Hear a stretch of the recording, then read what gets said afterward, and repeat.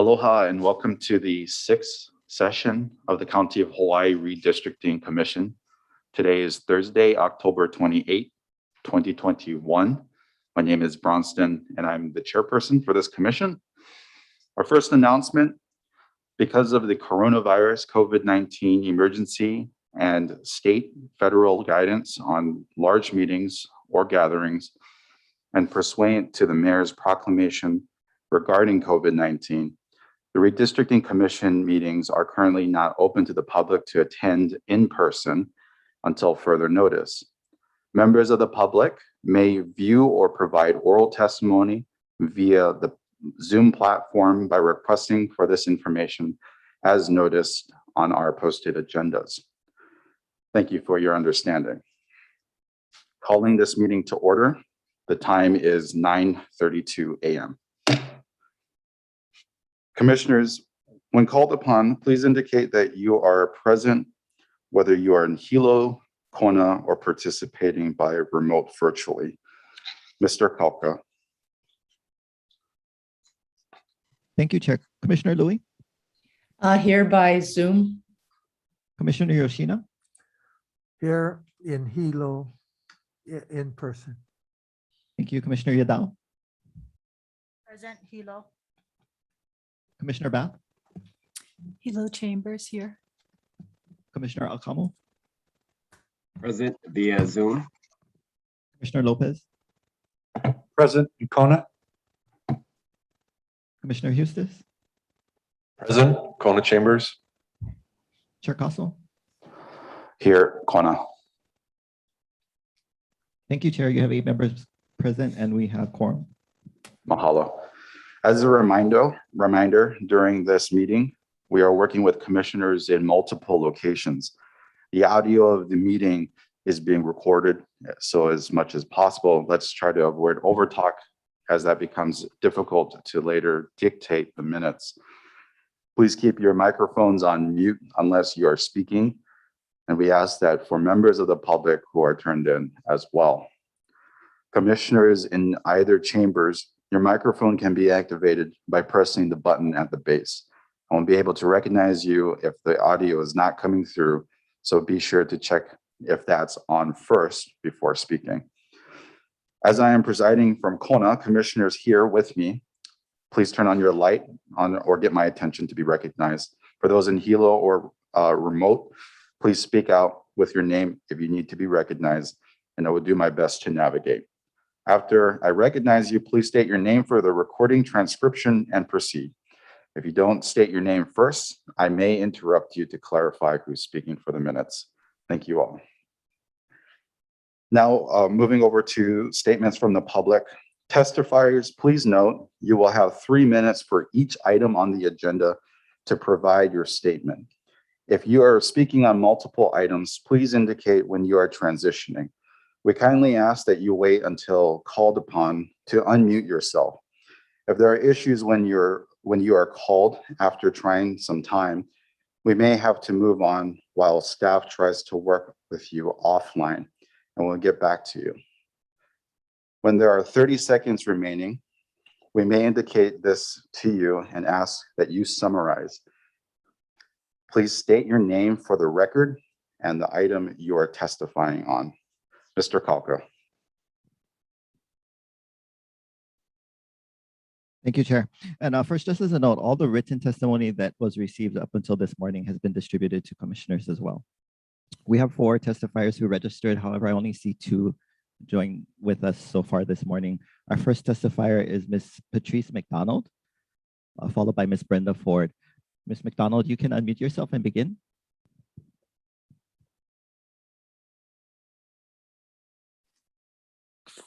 I'm a little concerned. I have not been able to find any of the information or the mapping, although our biggest concern is the lines drawn for District 4 and 5. We want to be inclusive of a whole town and not part of a town. Since HPP is in KL, I'd like to see those lines redrawn. However, I would say that Mr. Hustis' number 9 map was the closest to our ideal. And that's my opinion from Hawaiian Acres and the few people who could access any of the materials got together. Mahalo.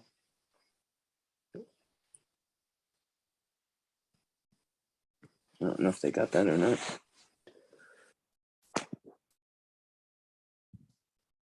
Thank you, Ms. McDonald. Our next testifier is Ms. Brenda Ford. Thank you, Ms. Ford. You may begin. Thank you very much. First, I want to say that I have made my map available to the commissioners. So if you want to look at it or copy it so that you can change boundaries on it, it is available to you at this time. Also, I am going to be available for the rest of the meeting for any questions, should you have any. Thank you very much.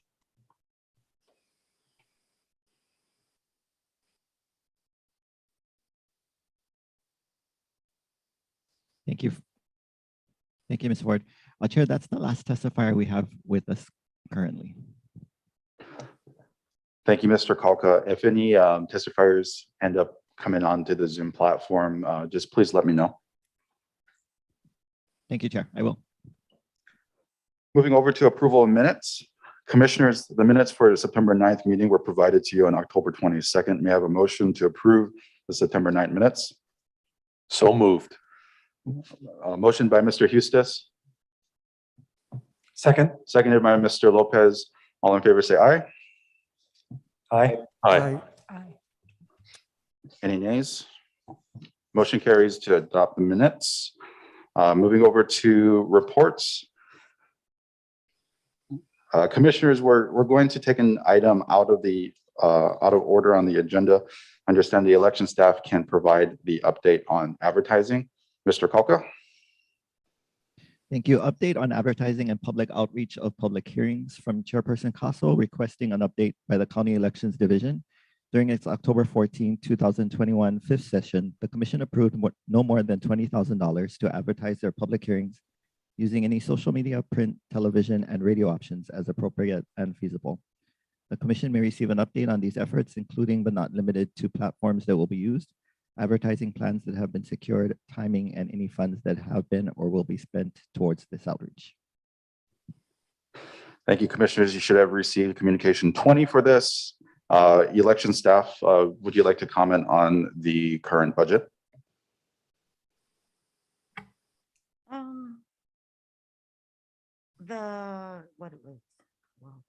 Okay, so the newspaper ads were, and this is just for the current public hearings.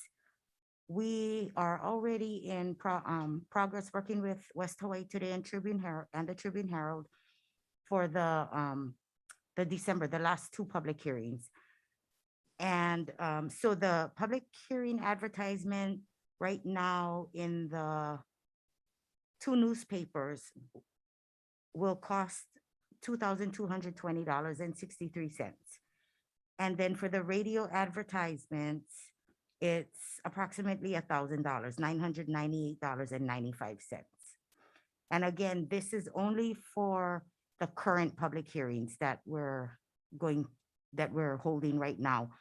The last two public hearings, the one on the east and west side of the island, that's a different charge.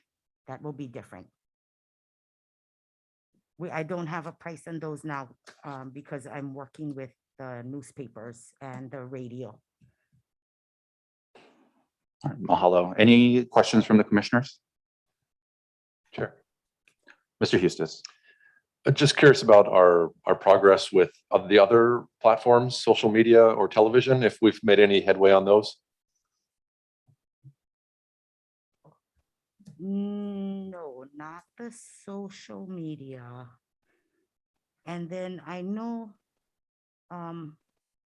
Dennis worked with, I believe, someone about the website. Let me see if I can get him to.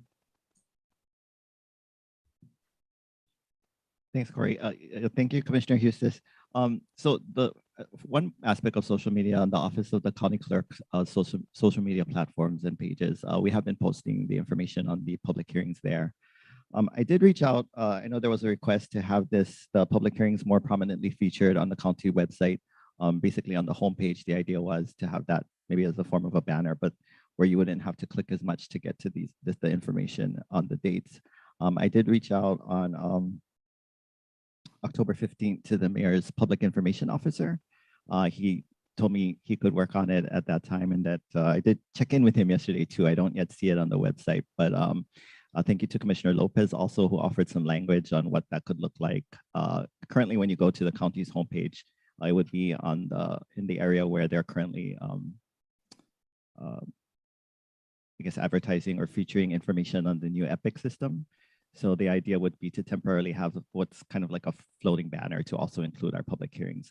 I did let the mayor's public information officer know that we're in the middle of the public hearings now, and that this would be temporary. And then if we could start that up again when we do our other two after the draft plans are completed. But so far I haven't seen progress. So I'll continue to track that with him. Thank you, Mr. Kauka. And just a clarification on the social media side, it's just solely being posted on the county clerk's page. Is that correct? That's correct. Is there, could we boost it on there as well? Could we spend the advertisement dollars we allotted for boosting it on that page too? I could check into that, sure. Just because we have this money allocated from our budget that, it could go further on the social media by spending a few dollars to boost it across the island. Okay. Yes, there are staff members within the Office of the County Clerk that manage the social media pages, and I'll have that discussion with them on the boosting. Thank you, Mr. Kauka. You're welcome. Mr. Lopez. Yes, thank you. I have seen from District 8 and District 7, both in their council member newsletters, prominently advertising these meetings. One of the feedback I gave to both Dennis and to Corey was that the advertising doesn't really, it advertises the meeting, but it doesn't really speak to the public as to what's the purpose of it and why should they be interested. So I gave them a couple of sentences that as a suggestion to add to those advertising, that somebody reads it and just doesn't say what the meeting is, but it gives a little bit about what the purpose of it is and why it's important to them and why maybe they should get involved. So I hope those things got through. I know that did to Dennis. I don't know if the elections received that, but I did send it to both. Thank you.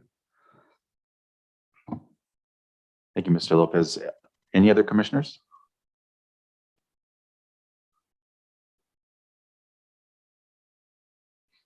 Okay.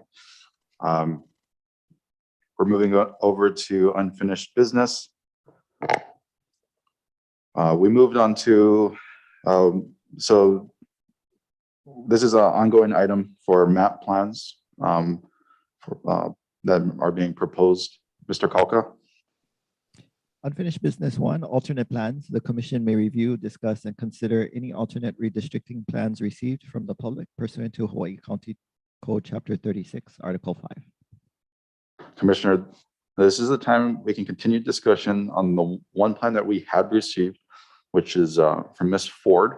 Any questions or comments? We'll have Ms. Ford on Zoom if you have any questions for her.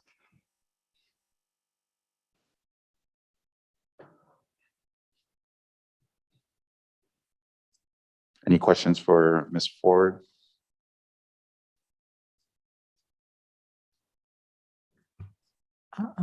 Stephanie, I'm having a Ms. challenge Bath. bringing up, I'm having a challenge bringing up Ms. Ford's map on my Okay, computer. we'll take a minute to pull it up.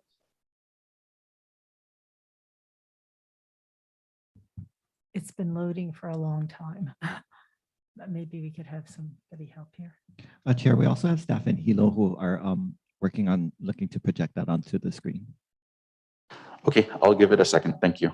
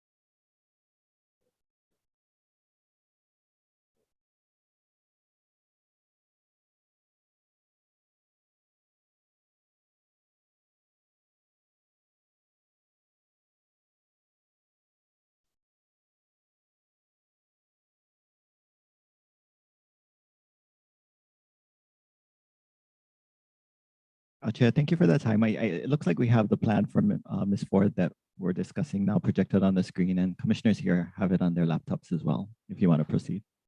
Thank you. Thank you, Mr. Kalka. Thank you, staff. Any commissioners would like to start it off? Commissioner Chair. Mr. Hustis. Yeah, I'll dive in here. If we could have kind of an open conversation about this map, because I think we'll have a number of these conversations as we project the other commissioner maps up as well. So I'd kind of like to look at different parts of Ms. Ford's map, just to have a kind of open conversation about this. I'd actually like to start where Ms. Ford draws the boundary line between 8 and 9. Just south of Waikoloa Village. I know there's no one living in that tract of land, but to be just a little further north, if you don't mind, between 8 and 9.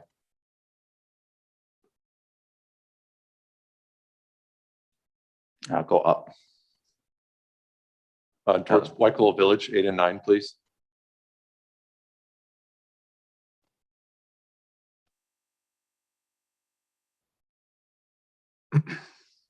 So there's, yeah, so just south of Waikoloa Village there, as you can see on the screen, there's a big empty tract of land just south of Waikoloa Road, kind of in the midst of where the Daniel K. Inouye extension would have been or could be potentially someday down the road. There is just a little bit on your screen there, just a little bit further down. I would put that all in District 9 personally, just to make it a contiguous stretch of land there, so that you have kind of a defined boundary that connects the upper road and the lower road. Just a little bit, you could zoom out or whatever you need to do to see that whole tract of empty land there. Yeah, you see that where it kind of pops in towards Waikoloa Village?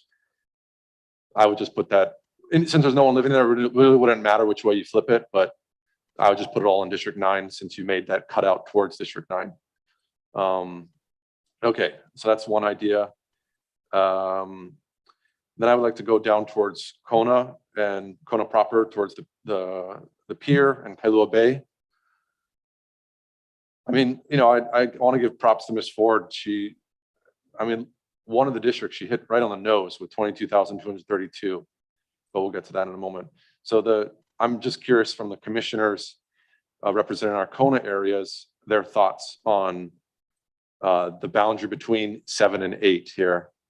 And we see, you know, all of Kailua Bays and 7. I just need to know a little bit more about their feelings on this and what residents would feel of something of the boundary like this. Mr. Lopez. Yeah, representing District 8. I think it's a extremely large deviation historically. And I think that the Kailua town and the neighborhood surrounding it, including where the Civic Center sits, has been in District 8 for so long that I think it's a too major a deviation for the public to accept at one shot like this. I think District 7 goes too far into the north, and I'd prefer to see it District 8 maintained within the boundaries of Kailua Kona and adjacent neighborhoods remain in District 8. I just think it's too far a deviation from current. Thank you. Thank you, Mr. Lopez. If I may. Please, Chair, of course. So I also I represent District 7, which is just south of there. I know that splitting up Nani Kailua is probably not the most ideal thing, especially for a representative representing one part of that subdivision than the other part. I probably would like to see a little bit more, probably towards Walleye Road, which is that if you go towards where that 374 is, right below that, there's not many homes within that area. So if you push that down, I'm sure that it'd be a little bit more acceptable. It also runs through the Waiaha stream as well. Old, very, very old road. Mr. Hustis. Thanks, Mr. Chair. So let's continue on down towards Captain Cook here. And I just would like to hear, of course, Chair for Council 7, and then Commissioner Kamu, if I believe you want to talk about some of this boundary as well, where it kind of juts into the more Mackay portion of Kalakekua. This is Chair. Historically, in the 2011 commission, they made Halaki'i Street I think the boundary line for 7 and for 6 and 7. I know I've heard some concerns regarding that, and I don't know if it'd be warranted to sort of move 6 and 7 a little bit more south past Kalakekua in between Captain Cook. And I know I've heard some concerns regarding Captain Cook as maybe the starting point because of the deviation for District 6. Mr. Eustace. Thanks, Mr. Chair. I'm curious, Mr. Akamu, did you have any thoughts on that kind of boundary line where 6 and 7 touch Kalakekua and Captain Cook area? Mr. Akamu. Aloha, thanks, Commissioner. I'm hoping that at our public meeting tonight, we'll be able to get more public input. I do see that there's probably going to be some challenges, especially with this area boundary, as well as for us on the volcano side area boundaries. So this is one that I'm especially trying to see if we can get more of our public input, because I think it's going to present some challenges to move the boundary there. Thanks, Mr. Akamu. Yeah, just kind of wanted to gauge the thoughts of the different commissioners as we go through this, and appreciate Ms. Ford letting us use her map for this kind of dialogue and discussion here. You know, and as Ms. Ford kind of mapped out here, District 6 really maintains its large portion of the southern half of the island, and as we'll probably see some of the other maps coming up later, that really is the case. And I think a lot of the commissioners have seen the challenges with District 6 just because of the sparsely populated area, and just a wide spread of individuals across a large tract of land, right? So that's the challenge we have. Anything of note that the commissioners wanted to talk about in where Ms. Ford has Council 4 and 5?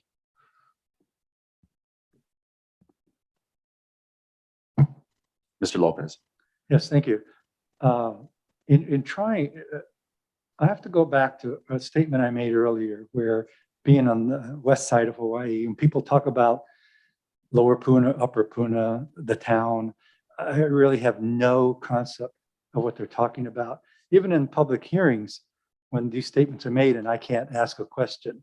So when people say, don't split up the town, you have to understand that it's very common to you, but from the outside looking in, I can't discern what you're talking about. But I did notice in this map that, and this is based on comments I heard in the public hearing, about Mountain View and Keao.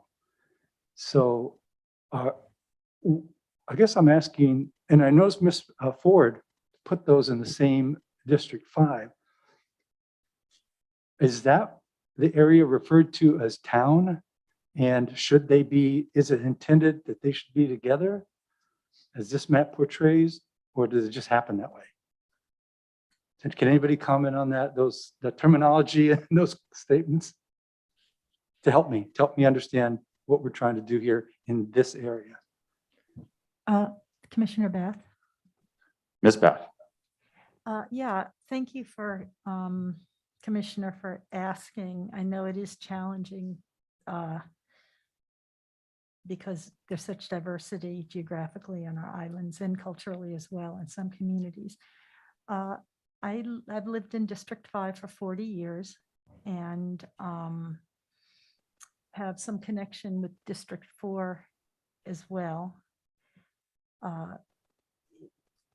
Well, there are a number of things. As far as the word town, in my community, when people say they're going to town, it means they're going to Hilo. It doesn't mean that they're going to Pahoa. It doesn't mean they're going to Kayal. Mountain View is a tiny little historic village that offers, it doesn't offer much in terms of people going there to shop. In public testimony, there were a few testimonies that pointed out that Pahoa Village is split in half. So the actual town of Pahoa is partially in District 5 and it's partially in District 4, which is problematic. The testimonies are steering towards having Pahoa as a town. If you can imagine, Captain Cook or something being split down the middle, there might be concern there.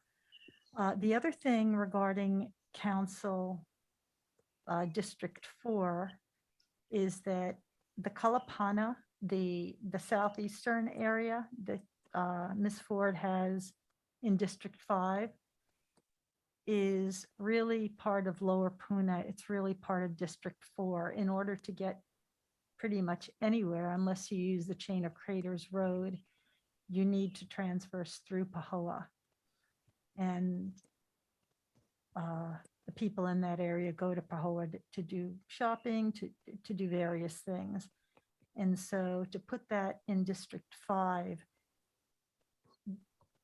doesn't, well, there's a question on whether that makes sense. The other thing that you might want to know, I mean, if District 4 wants to talk about district, I would, yield to her. Commissioner, did you want to give any input on District 4 for him, or should I continue? I mean, what you're saying is, yeah, true, but it's like, how would you adjust the numbers to move that? I was just giving out information, not talking about numbers right now, just giving him. The other thing was the HPP issue, which is huge. Did you want to address that with him, or shall I continue? Yeah, okay. So the other thing is at the top left-hand side of Ms. Ford's map, there's a subdivision, Hawaiian Paradise Park, which I think has like 15,000 people in it. And their subdivision also extends over Highway 130 into the, on this map, it's on to the other side of Highway 130, but they do polarize towards, they are part of that community.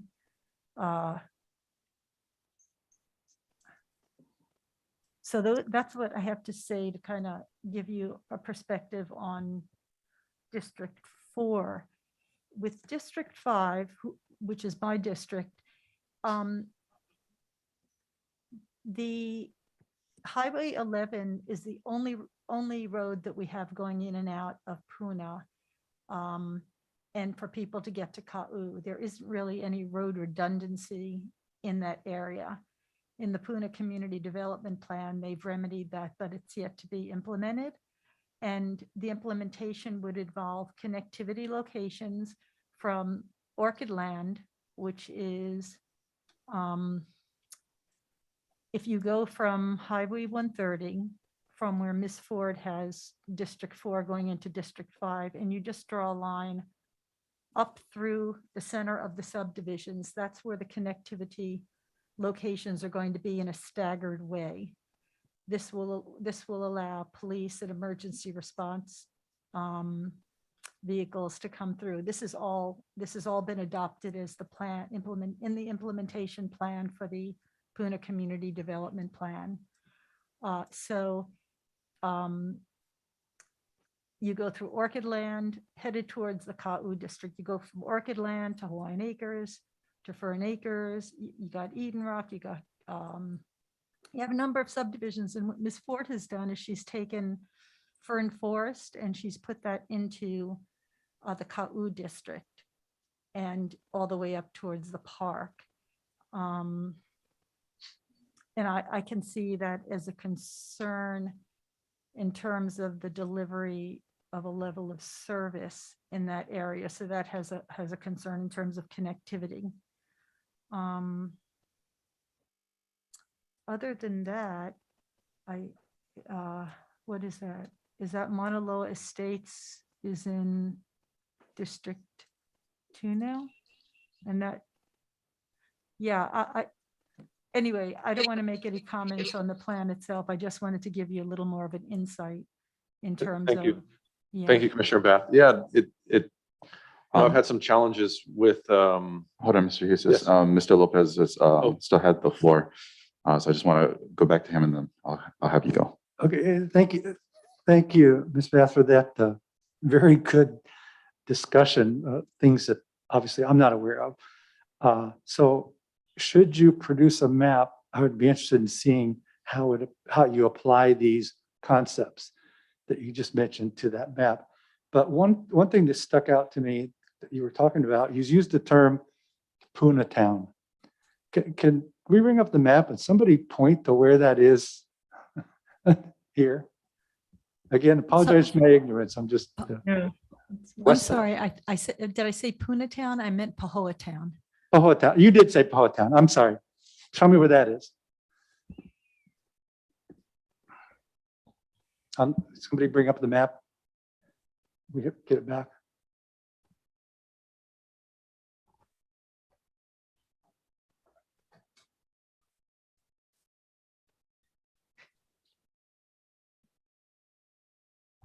That could be the town that's being referred to in these public hearings. Well, the one in District 6 anyway.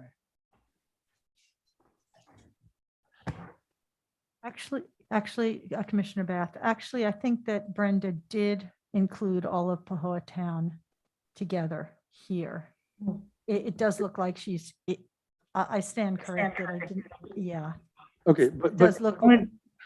but geographically, point to me where this geography is. I see nothing that says Pahoa Town on my map. it's, Probably zoom out a little bit so you get a bigger picture. Right here, it's Pahoa Village.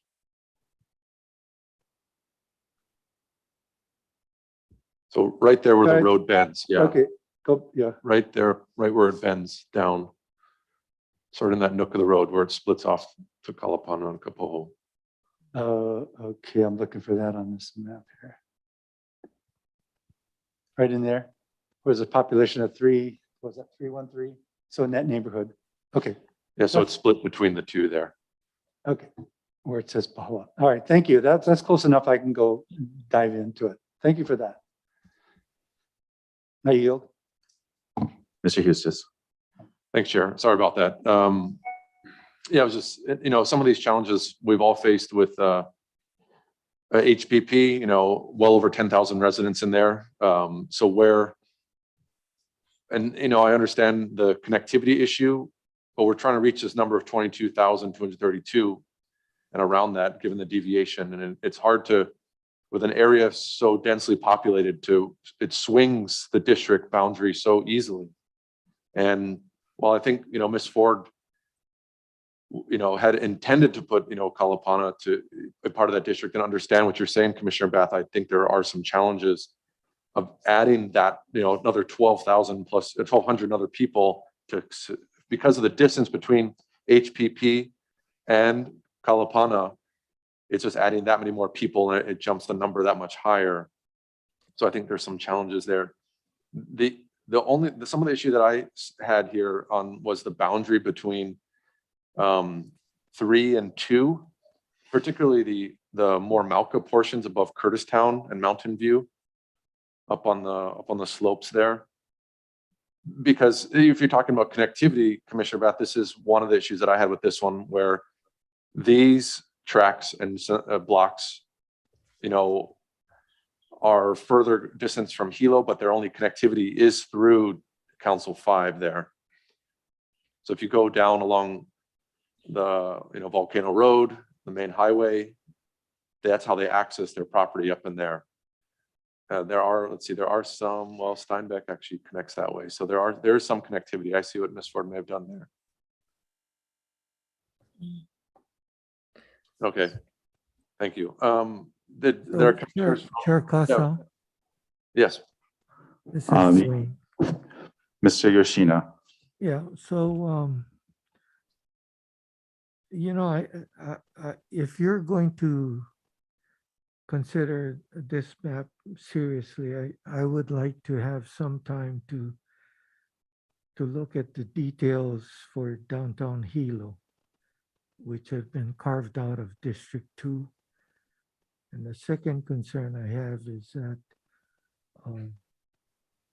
kind of an innocuous point here, but the command and control of Poakaloa, I think, comes through the military headquarters or that command structure, which is in Hilo somewhere, Kyokaha, I guess. And so to put Poakaloa in District 1, it sort of makes that more difficult for me. But I would like to look at this map a little closer, especially the downtown Hilo area. Seems like this map divides out the downtown Hilo area from the Malca area of Hilo. So I have some concerns about that. I just have a question as well. Mr. Yoshina, did you yield? Yeah, I yield. Okay, thank you. Ms. Louie. I guess, Miss Beth, you said that Powhatan was not split. I don't know it very well, but it looked like it was from the map.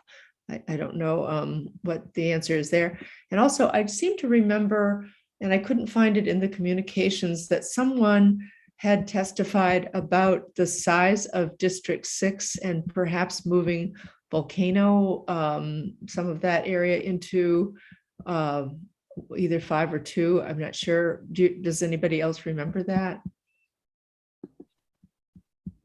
Yeah, I remember that. I think it was Mr. Flaherty that suggested the size of District 6 was too big. And so if we added a south part of to combine Pahala into Volcano, that was a possibility.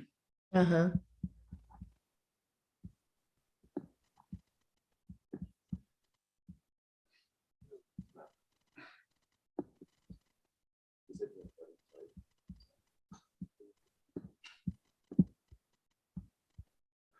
Mr. Kauka, a question for you, if you don't mind.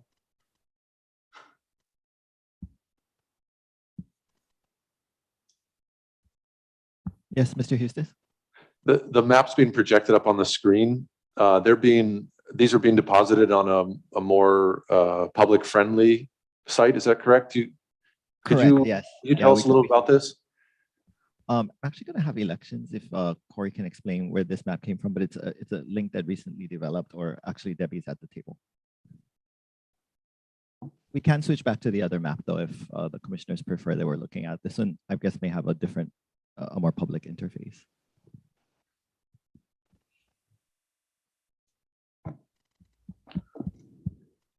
Okay, so that map that you folks are seeing up right now is what we had pulled from whoever drew out map plans. And Eric with GIS had put this together to make it public view, yeah. And I guess my question is, where is this located on the county website? So Mr. Hustis, we are working to have this link available. We've sent it to a few people who have inquired about it, and we are working to have this link on the website later today. Mahalo.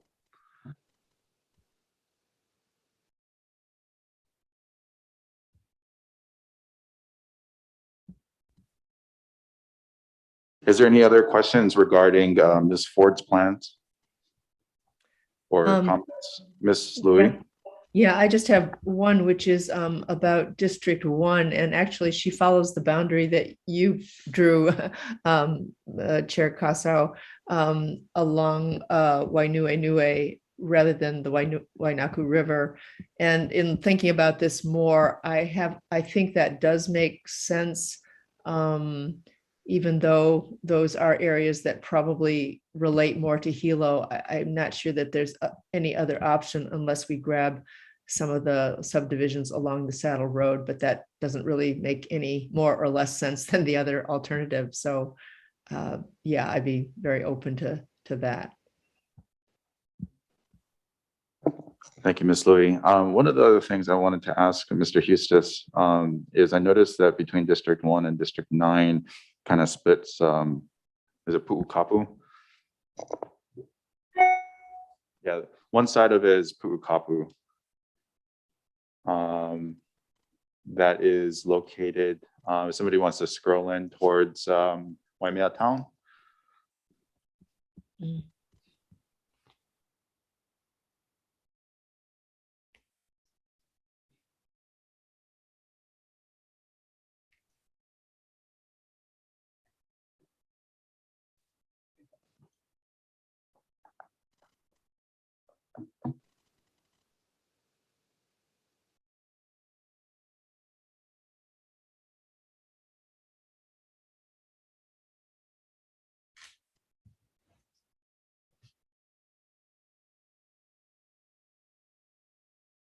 Right in the boundary line, right in this area here.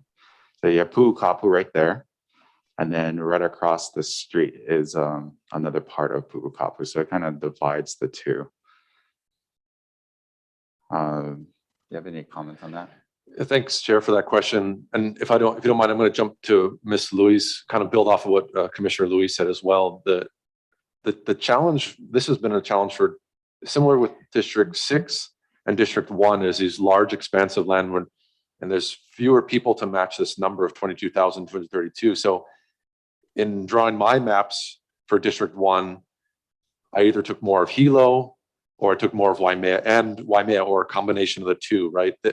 And, you know, there are people that live in Waimea that want all of Waimea in one district. And unfortunately, that would leave District 1 really shorthanded and they'd have to take a lot more of Hilo. Right. So I don't know if it's a balance between the two, taking a little more of Waimea, a little more of Hilo, or a lot of one or the other. So to answer your question, Chair, you know, some of the maps that I drew did consider Ms. Ford's as well, where she actually used a geographic boundary to divide it here. So she used a stream boundary here, right on the outskirts of Kuhiwahale and Waimea, right at the Mana Road junction. Now, unfortunately, all these people that live in this Mokuloa subdivision, both Pu'unani subdivisions, that would be a big change for them. And it's going to take them to come to these meetings and really talk about what district they really want to be in. Because I'm hearing that they want to be in the Waimea district. Well, what is the Waimea district? Maybe because Waimea is growing as well, that it needs to have a split representation. So that's kind of up for conversation too. But yes, the Pu'ukapu, kind of the large original Pu'ukapu subdivision of Waimea, the eastern portion of Waimea is being split between the Belt Road. And similar to Ms. Ford, I use some of these larger streets as boundaries on the Mauna Kea side. So Mealani Road was an option, White Road's another option. There are a lot of people that live in these kind of areas that are kind of cut out there on the other side of Waipio, up on the north side of the Belt Road, that help District 1 to get its number. And I'm not sure if what district they should really go in. I'm trying to figure that out myself. And I'd be grateful to hear from testimony from people from this area that live in these communities. Because if I put all of those, you know, people have always said in the past they wanted White Road to be that dividing line, or even further. That means District 1 is going to have to take a lot more of Hilo. I mean, there's got to be about another 2,000 people that live in that stretch of land there. So District 1 would be short that many more. Right. Right now, the boundary is I'm sorry, Chairman Casau. Ms. Louis. Yeah, because right now the boundary is White Road, I believe. James, is that right? Yeah, I was wondering about Pukapu. Some of it is Hawaiian homeland. Is it Hawaiian homelands across both, across that boundary line that Ms. Ford drew? Let's see. So most of the Pukapu, that Hawaiian Homes where the fire was earlier this year, most of that is in District 9 as shown on Miss Ford's map. So that's on the south side of the Belt Road. There are some that are in District 1 though. So across Meilani Road. Yeah, the current boundary, from my understanding, to my knowledge, rather is White Road on the south side of the Belt Road, but Yeah. on the north side, it actually is at Hohola Drive. So it actually, right now, it's a weird one. Where it currently is, it splits a subdivision. That's right. That's not I don't think that's appropriate where it splits a particular subdivision, right? So what Ms. Ford has here is she's trying to either move the whole subdivision in one way or the other. And that's what we were talking about in the Kona areas too. Yeah, so I think what now it shows is like this kind of like jog in the line at White Road to Meilani, I think. Currently, I can't remember off the show. But yeah, so part of most of Pukapu homelands are in District 9 right now, according to Ms. Ford's map. I see. Okay, well, thank you for that clarification. And I understand we may be getting a new commissioner from District 3 that is Native Hawaiian, and I will hope that she would comment on some of these Hawaiian homeland issues.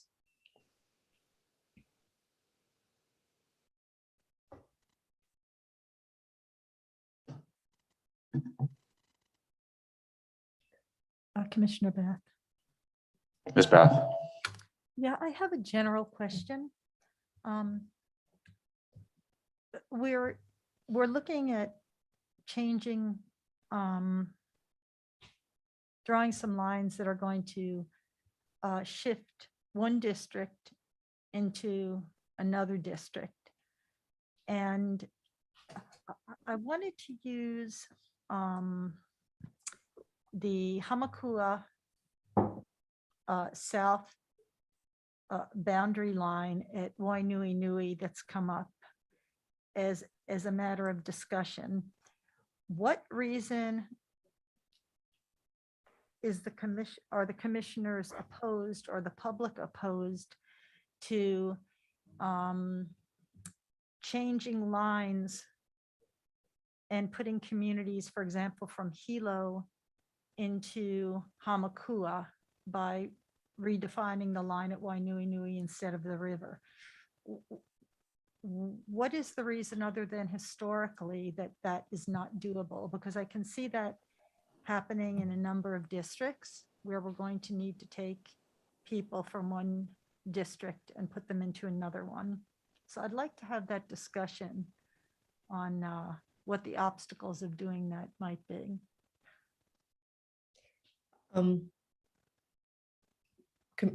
Chair Casau? Ms. Bath, are you? I yield, yeah. Okay, thank you. Ms. Louis. Well, I think that for most of District 1 is quite rural and agricultural, so that people in Hilo don't necessarily have the same overriding interests that people in most of the rest of the district have. Also, because they get their services from Hilo, any issues relating to those kinds of things, whether it be infrastructure issues or service issues, it would be their interests would align more with Hilo Town. So that's the problem. So looking for the areas of least population in Hilo would be my way to go. Does that answer your question? Or Yeah, it answered it. I was just trying to understand, because I also, when I was playing around with the maps, used that as a boundary line. But there are some problems with that apparently with community or historically. Right. Well, I mean, some of the things along there are the Hilo Medical Center and I don't know if they're state parks, but Boiling Pots and Rainbow Falls are there. So that's a little bit different than just Hilo Town too. Yeah, it's not all that residential. But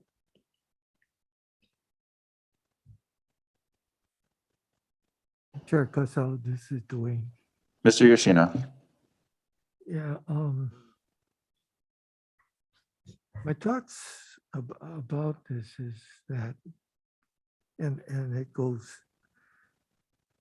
probably contrary to what Stephanie just said, but you know, historically, traditionally, the line used to be on Wailuku River, yeah. And so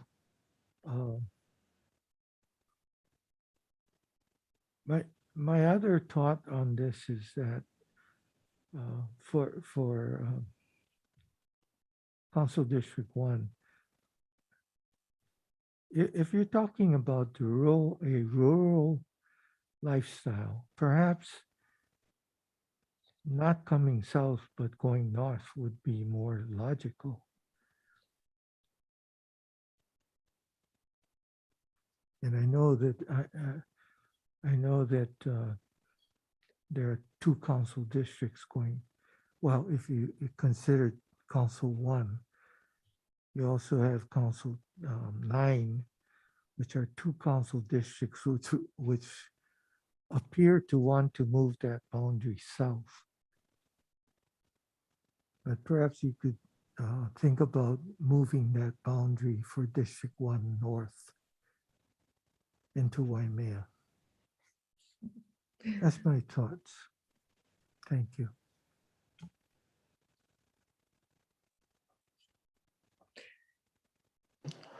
All right, any other discussion regarding Ms. Ford's map before we move on? We got a lot more maps to go through. Yeah. Commissioner Beth? Ms. Beth. Yeah, so looking at Ms. Ford's map in District 2, the new south border really cuts into the community in District 5. There's no connectivity with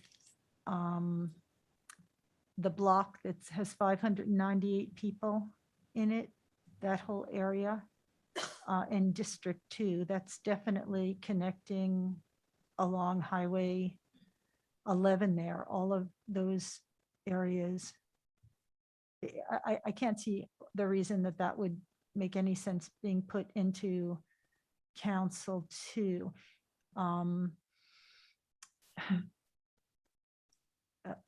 The other thing I wanted to say is I was looking at the Kalapana area, and if we were going to put it somewhere, it would make more sense to connect it in Ka'u than it would with District 5, because at least they have an in and out with the Chain of Craters Road on that level. If we're not going to keep that in, if we're unable to put that into District 4, that might be an option, because it makes as much sense to have it in District 5 as it would in District 6. I yield.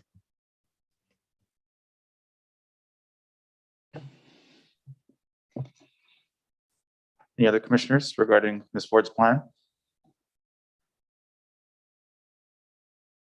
Okay. We'll move on to Mr. Eustace. Just a point of order, Chair. Did we have any communications to file today?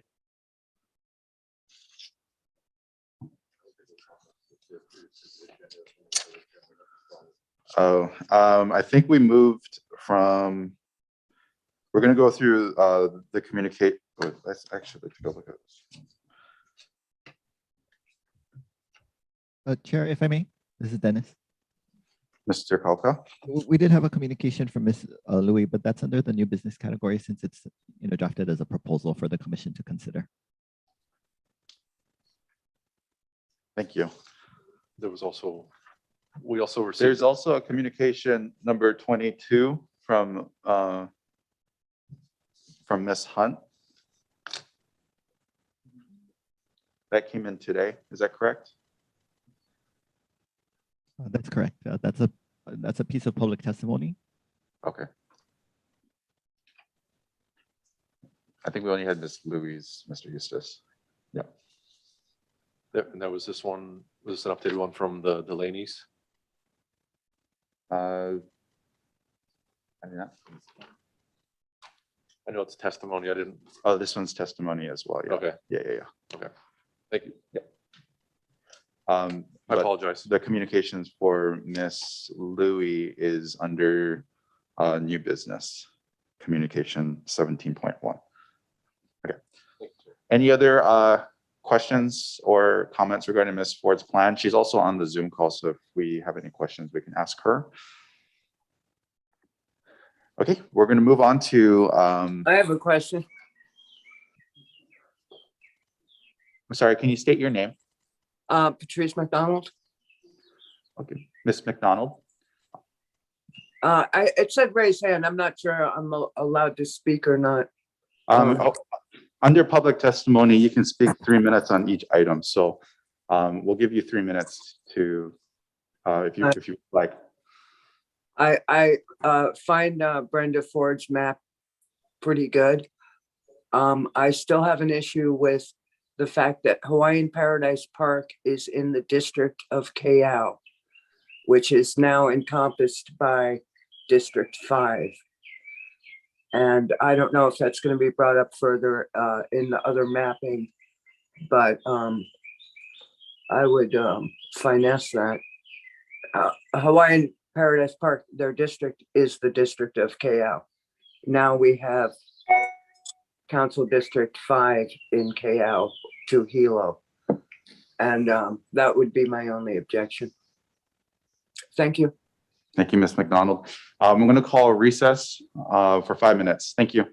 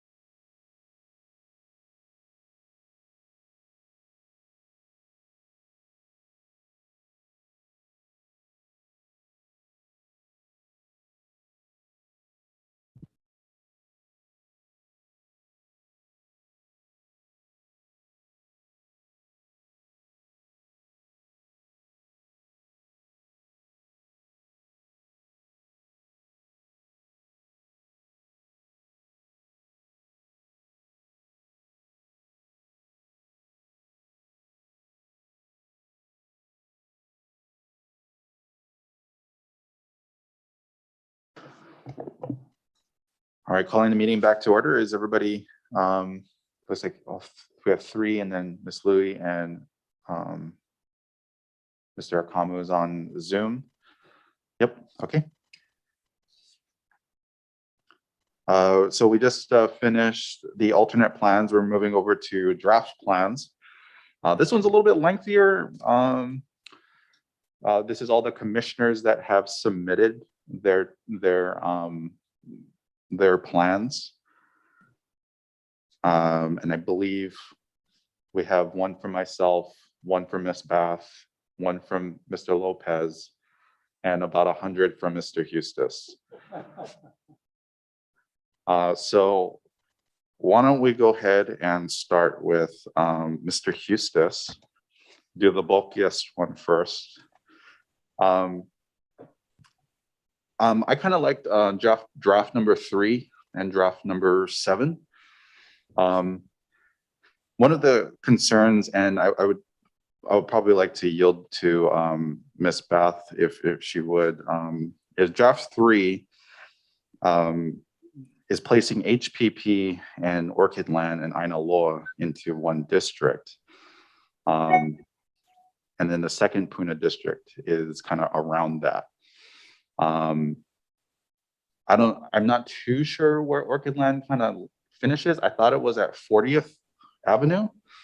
But I don't know, Ms. Bath, do you know? Excuse me, can you wait, I'm trying to find the map that we're talking about here. Looks like staff is pulling it up right now, but if you go to under open, and then it's draft number 3 by Mr. Eustace.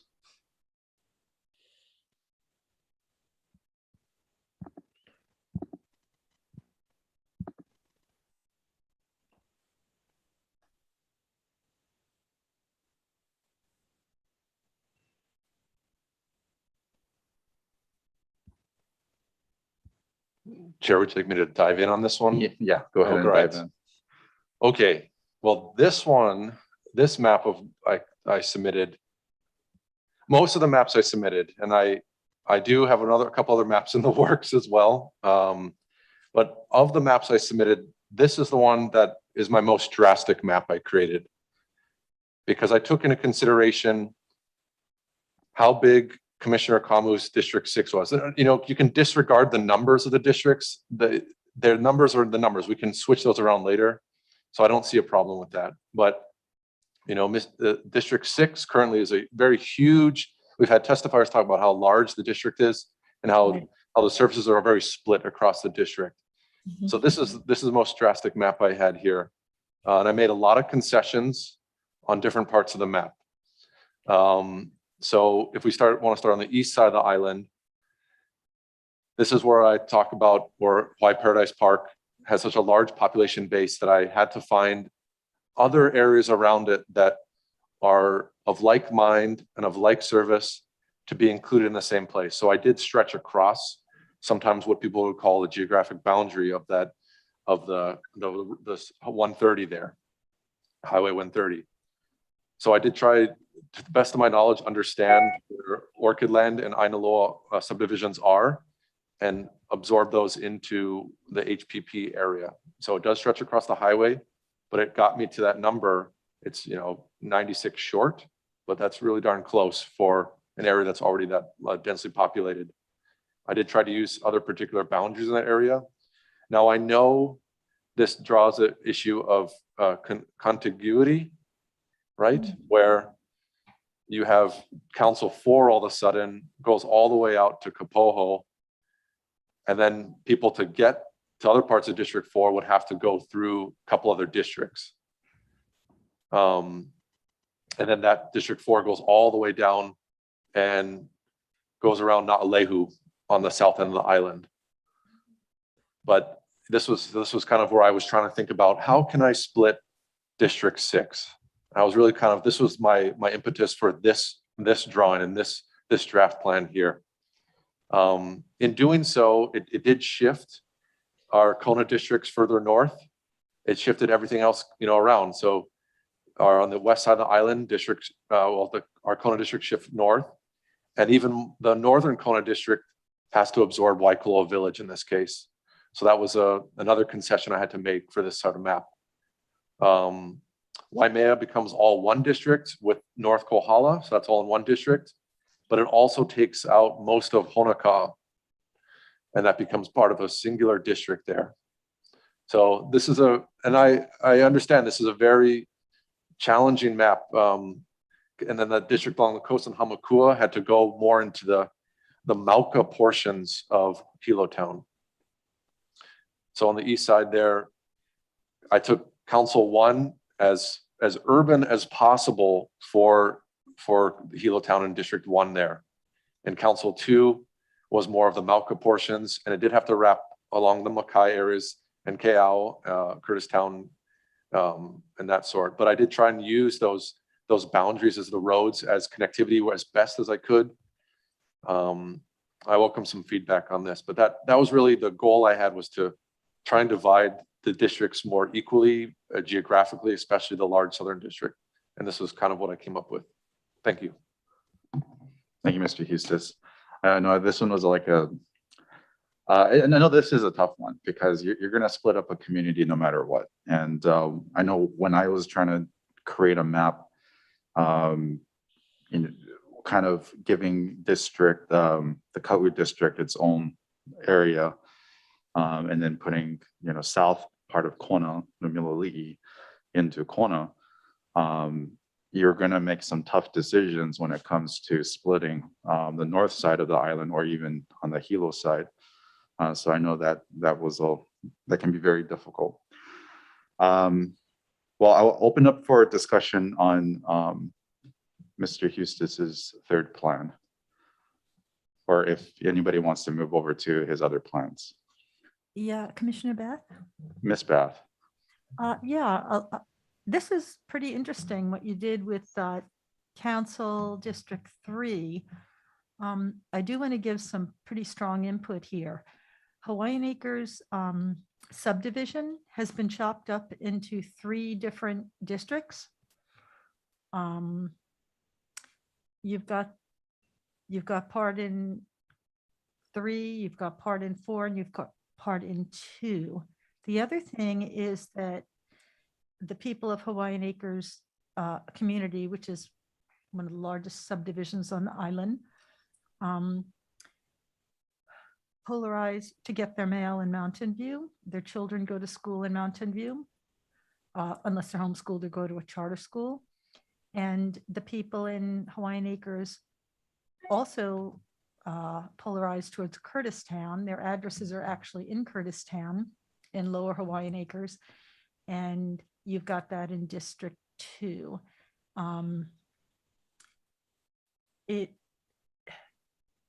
This is such chop suey that I don't think it's going to fly. The other thing is that South Road, Old South Road, North Road, Curtistown, all of that is a basis of our definite community and the community development plan for Puna. And so if we chop this up the way that it's done, it's gonna, the implementation of the community development plan isn't gonna be able to fly. So I think you might want to reconsider that. Mountain View, the North Syke Road, North Peck Road, all of that is, it's Puna. And I don't see how that connects with District 2, other than the Volcano Highway. So a little bit of concern, actually a lot of concern on that one. I yield.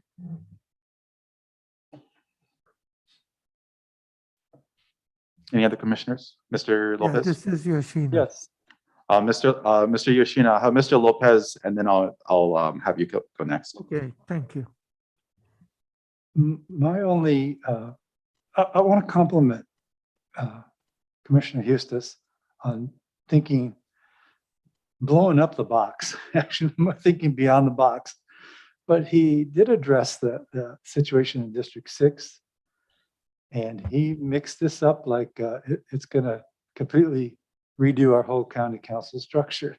And I'm sure they're, if anybody's of them looking at this, it's going to be wild. But essentially, I just want to say thank you for introducing this, because it is a subject of discussion, whether we like it or not. It's I really appreciate you thinking way dramatically out of the box and giving us an extreme alternative. Thank you. Mr. Yoshino. Yeah, I just have a question. You have the community development plans, Mhm. and they're based on geographic districts, right?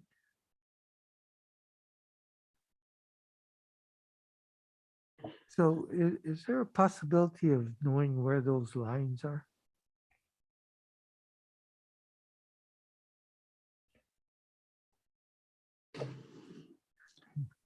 If no one has an answer, that's okay. Thank you, James, for your map. I like this map. Hey, Drew, can I, Commissioner Kosak? Yeah, Miss Louie. Yeah, I mean, I also like the idea of really really changing a lot of things, because things have happened over many, many years and may not be working all that well. But I wanted to but I, bow to certainly Ms. Bath's concerns about that particular district.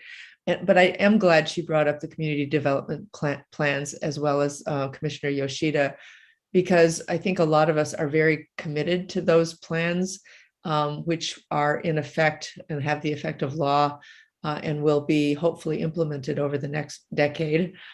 So I'm not exactly sure how that interacts with our redrawing these lines.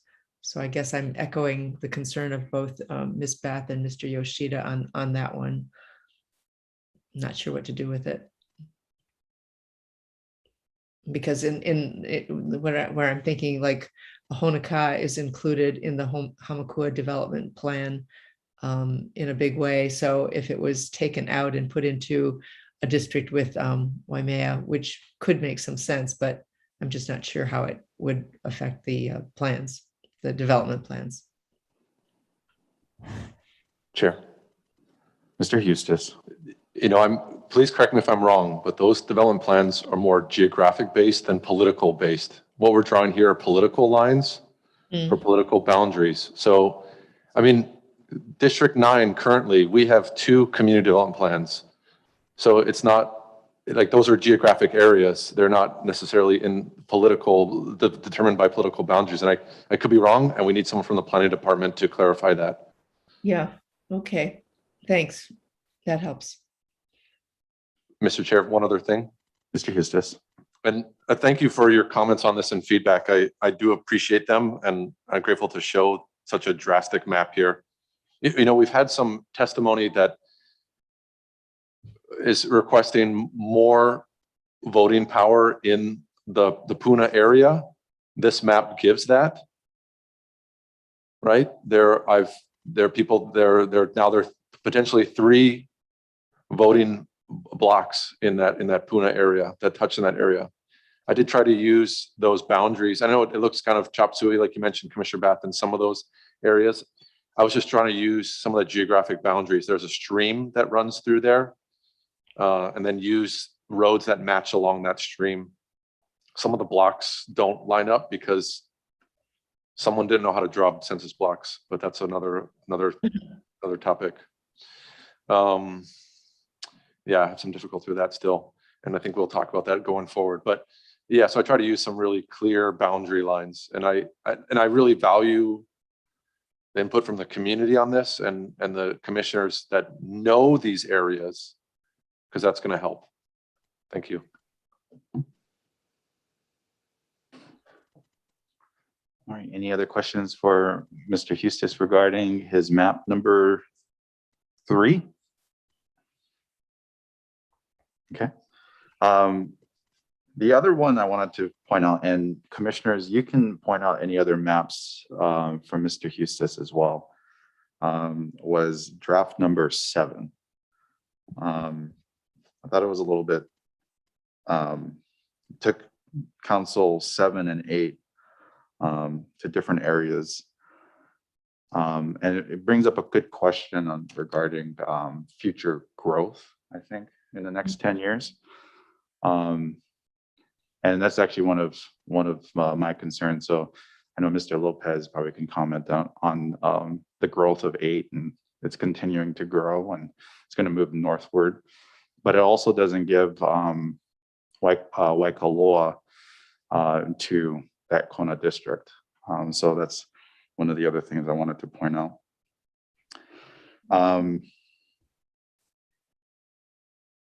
Some parts of HPP is split.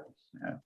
I don't know if it can cause any issues between associations or subdivisions. If you want to scroll in down to that area there.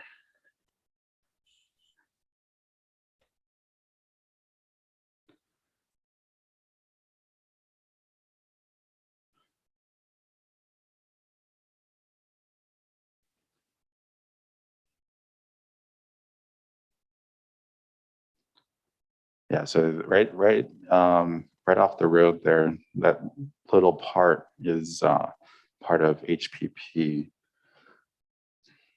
That was one of my concerns. I don't know if that, were you just trying to get some numbers in there? Yeah. And then D2 and D3, District 2 and District 3 are split by Humu'ula and Puanako, the Daniel K. Inouye Highway. And that was another, I thought that was kind of clever, to be honest with you, because it's kind of hard to go through that line, especially with that census block. And sometimes it'll go over the line and it just becomes a geographical mess.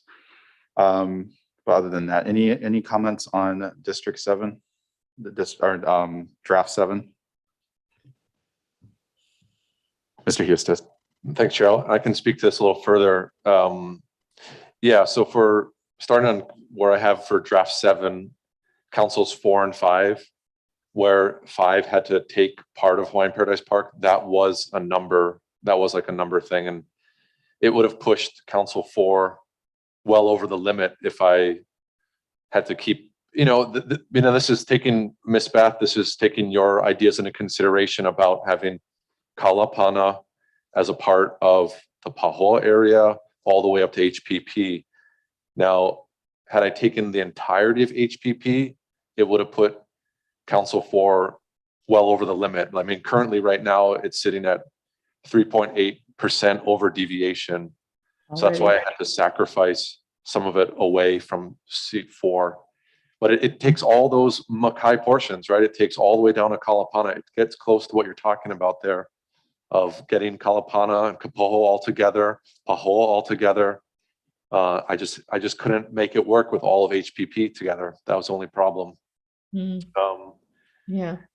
Going a little further towards the Hilo side. So, but council 5 in that case ekes over both sides of the highway, pushes as far as it can to Volcano, and we can get to, like the other maps I've submitted, these are more of an, I would see as more of an incremental change. The last one we looked at was a very drastic change and kind of threw it all in the wind. So seats 3 and 2, as we move towards Hilo, these almost remind me of Ahupua'as in a sense, where it wraps from the mountains to the sea. And so I used that kind of those guiding principles. I used our modern urban boundaries, so Saddle Road to divide 2 and 3, and very distinct roadway usage of Puainako. There was some difficulty on so the census blocks out there on the Makai portion of Council 3 are crazy. There are some really weird shaped ones, and so trying to find a very contiguous shape was hard. But I really tried to keep in this one the Hilo urban area, the urban area. Council 1 in this case does maintain that Waianui Avenue, as we talked about before, and pushing that boundary a little bit closer to Hilo. And as you move through District 1 to District 9. This is kind of inspiration from Ms. Ford and seeing those other boundaries with those waterways, the streams, Meilani Road, and not having these weird jogs in the line. Sorry, I know I'm moving pretty quick here, but and then also considering the testimony that we've received about those living on the coast of District 9, particularly in the resort hub area. We've had testimony that they're on this like northern boundary of Council District 8. They have more of a connection to the Waikoloa Village area, more to the resorts. So I really tried to take those testifiers and their consideration into account and find that boundary line, just like Ms. Ford did, and use those contiguous lines of the Saddle Road and so forth. Yeah, and I did have to move District 6 further up into past Kealakekua in this case, though, to really get to those numbers without pushing further towards Hilo. The stuff in the heart of the island where PTA is, I'm very comfortable changing a lot of those things. Though, so it's not really a populated area. It's really more about what we were talking about at the very beginning of the commission work, about contiguous, connected road usage. How do we get to these places? So that's why I had Council 2 wrap on the north side of Saddle Road and Council 3 on the south side, all those different things. And they kind of meet there at the center of the island for the most part in the PTA area. Thanks. Thank you, Mr. Hustis. Mr. Kalka, I believe Ms. Ford is still on and had a question or wanted to make a comment.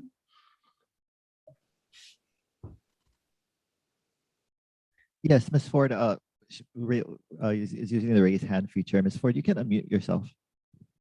I did. I just unmuted myself. Can you hear me? Yes, We can hear you. Thank you. Okay, thank you. I'm fascinated by these maps. You very, very interesting maps.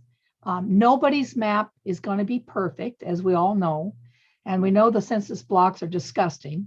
So I think I think these two maps have some very interesting things. The one thing I really want to say for everybody's map is you've got to make sure you can get from one portion of District X to the other portion of District X with some connectivity. For instance, I looked up and the difference between District 9 and District 1, and you cut where Hamakua is the only way to get through to the Waipio Valley by that, not by the highway, but the road through Hamakua. Those things have to be taken into consideration every single time, because you're not supposed to leave one district, go out of the district, and then come back into the district. Other than that, these are very interesting maps. They have some good features to them. Thank you. Thank you, Ms. Ford. Ms. Louie, do you mind muting yourself? I think we hear your phone ringing. Is that you? Or is that No. somebody else? Is that us? No? Okay. Chair, that was me and I muted it. Oh, okay. Thank you, Mr. Fishina. Appreciate it. Any other questions or comments for Mr. Hustis regarding his draft number 7? Commissioner Bath? Ms. Bath. Yeah, this map looks a lot more reasonable than the original one, which was kind of radical and good for discussion. Thank you for your submissions. I yield. Thank you, Ms. Bath. Any other questions for Mr. Hustis? If not, I would like to ask any commissioners if they want to review any of his other maps right now. They're more than we can pull that up. Or if Mr. Hustis, if you want to, if something screams to you that you want to talk about, you're more than welcome to.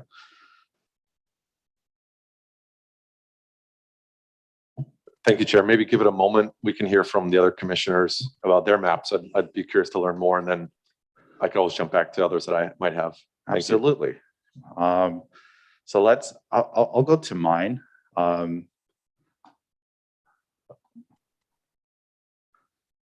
This one, I submitted this one very, very early.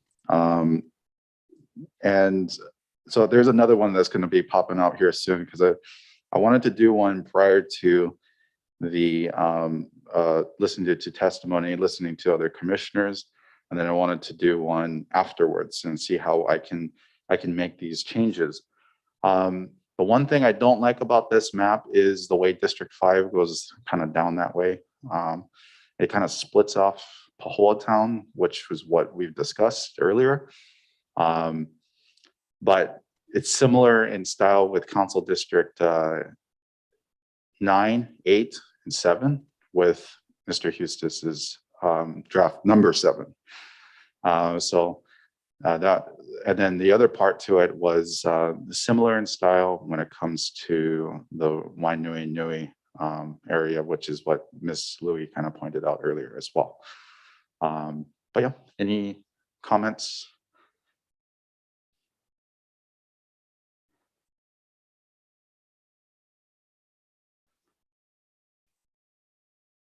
Good, I must have done a good job then. Okay, let's move over. Do we have, I believe Ms. Bath and Mr. Lopez also submitted some maps as well. Can we take a look at those? Ms. Bath here. Oh, Ms. Bath. Yeah, I just wanted to make one comment about this map. Again, the District 5 is running down into Lower Puna, the old Kapoho area, and there's really no connectivity from the upper to the lower area of that. So we might want to just keep that in mind, that the area out on the point there is really District 4, not District 5, as far as community and accessibility. Are you talking about Kalapana? Yeah, I'm talking about Kalapana, and then it extends up towards the point there by where the flow took out Vacation Land and Kapoho and all that. Mhm. That area is all in District 5, and that should remain in the same district as Leilani, HPP, or Hawaiian Shores, Hawaiian Beaches, that general area. Yeah, just wanted to point that out. Thank you, Ms. Bath. Any other comments, questions? Mr. Chair. Mr. Eustis. Yeah, thank you, Chair, for taking the time to submit a map here. Could you tell me a little bit about the division you made with 2 and 3? Some of your thoughts there. Can you move over to 2 and 3? Yeah, so I wanted to follow a roadway. This obviously is not perfect, but if you can kind of scroll into that area. Oh.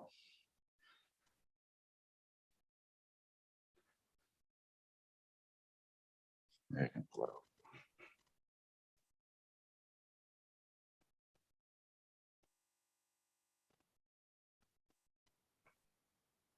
Are you specifically talking about Hilo Town? Yeah, Or so the outside of just Hilo? curious, like the neighborhoods, and I'm not really familiar with some of these neighborhoods up Kawailani, kind of on the more Mauka areas. I know it's a numbers game, like where do we put this neighborhood, and trying to find that really distinct roadway that divides them. Right. Yeah. When I lived in Hilo for 5 years, one of the things that I think I kind of remember is the original 2011 map, and to the commissioners from the east side, you can correct me if I'm wrong. It kind of ran through some parts of town like that. And so I kind of wanted to do the same, but we had to increase, or I had to increase it in order for District 1 to be accommodated into the Wainui side. Thank you. And I guess another question I had for you, Chair, was on the west side of the island. Mhm. And I think this is going to be pretty apparent, and maybe I'm wrong, but those testifiers that talked about the resort area, and I had these in mind, Ms. Ford had her maps, and I think other commissioners have in theirs to really put those resort areas together that were in the Waikoloa Beach area. They were just kind of sticking out there. But the question I had was on the more in just above Kailua Bay and the neighborhood that sticks out across Henry Street. I So believe between that's 7 and 8 there. Malulani Gardens. It's scrolling down there. So on the like the south side of Palani across Henry. And then, you know, I know those are a lot of commercial businesses in that area, but Yeah, so one of the things that I was trying to look at on this map specifically is to have, there's a road that cuts up through, it's actually a river that cuts through there. But it separates the subdivision to Lowe's, the Lowe's area, yeah. okay.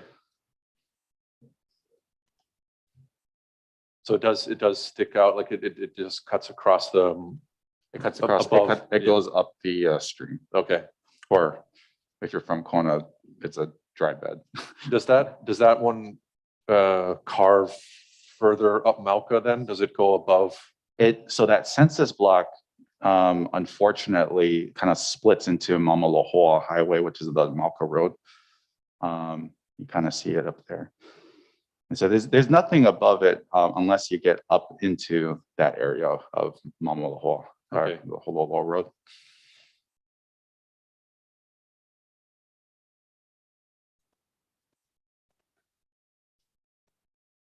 I think it's a strong map too. You know, we're making these little adjustments not to, because of the first map that you put up of mine, Jared, was a big change. It would take a lot of people to really scrub their minds and think differently about what district they're in. I mean, the numbers are one thing, but that are enumerated for each of the districts, but that alone, reimagining the whole layout, the political layout. So I think also for the comfort level of most of the public is to take incremental change, right? People don't like this drastic change, and I appreciate that. I just wanted to show what is possible. And so I think what you've done here is reasonable, because you've included Pahoa Town. I think what were you mentioning about Pahoa Town early on?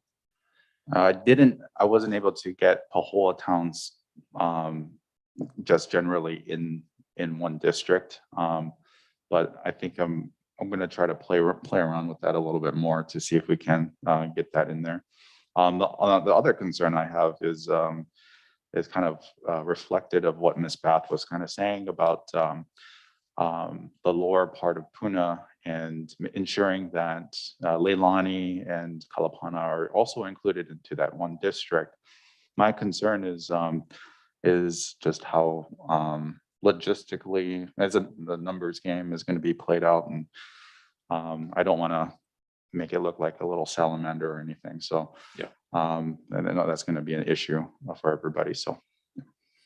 And Chair, because your numbers are looking really strong too. Like right now, what you have on Council 4, you're only 57 under. But if you took into consideration the Forest Reserve and those neighborhoods that abut the Forest Reserve, Waikoloa Puna, and then also on Kalapana, you're going to add another 2,500 people. It looks like, just off the top of my head. Not to mention those that are not included in the Pahoa Town, but so that pushes you well beyond the deviation if you start incorporating all those, and it would have to make changes. I would imagine you'd have to make the changes on the HPP side, or some concessions over there. That's how I saw it on my second map, the one that was projected. So thanks again, Chair. This looks really good for incremental changes and making some adjustments here. Thank you. Thank you. I appreciate it. The other thing I would be kind of concerned about, we talked about it earlier about splitting subdivisions and all that. And HPP is a very, very big area. And one thing I don't want to do is separate it, but I know that other people in the public has some concerns regarding that. And I think we've had some concerns earlier today and written concerns. So we'll have to take it into consideration on what we can do best to serve that area. Any other questions?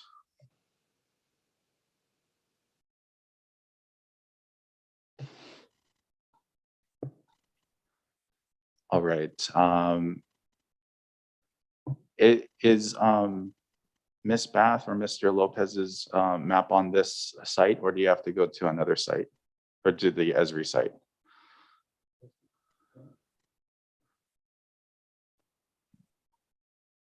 Chair, it's not on this site. You know, the site that we've been looking at, our host was that it was a better visibility for the public to see this during the meeting. I just received this link yesterday, but we can't switch over to the Esri tool to look at any other plans that were submitted that way. Yeah, let's give Mr. Hustis some time to review his 100 maps, and then we'll come back to him. If you want to hop over to Esri real quick, and then take a look at Mr. Lopez's map, and then we'll also look at Miss Bath's map as well. Thank you.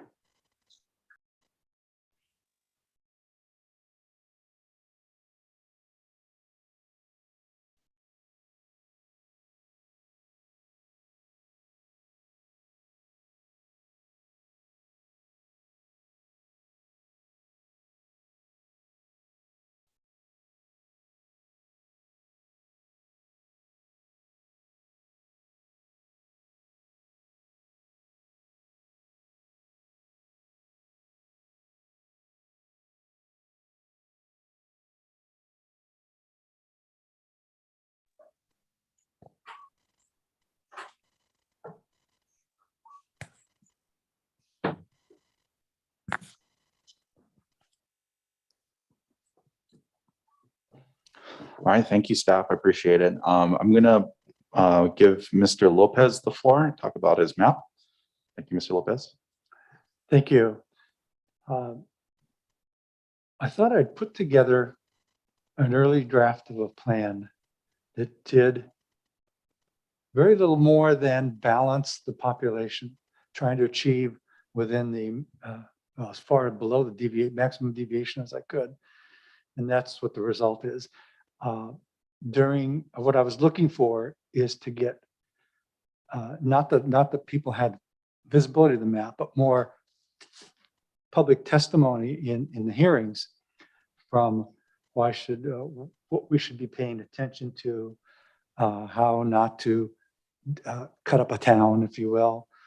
And but yeah, we haven't been very successful in getting a lot of public testimony yet. But this map was an attempt to just balance.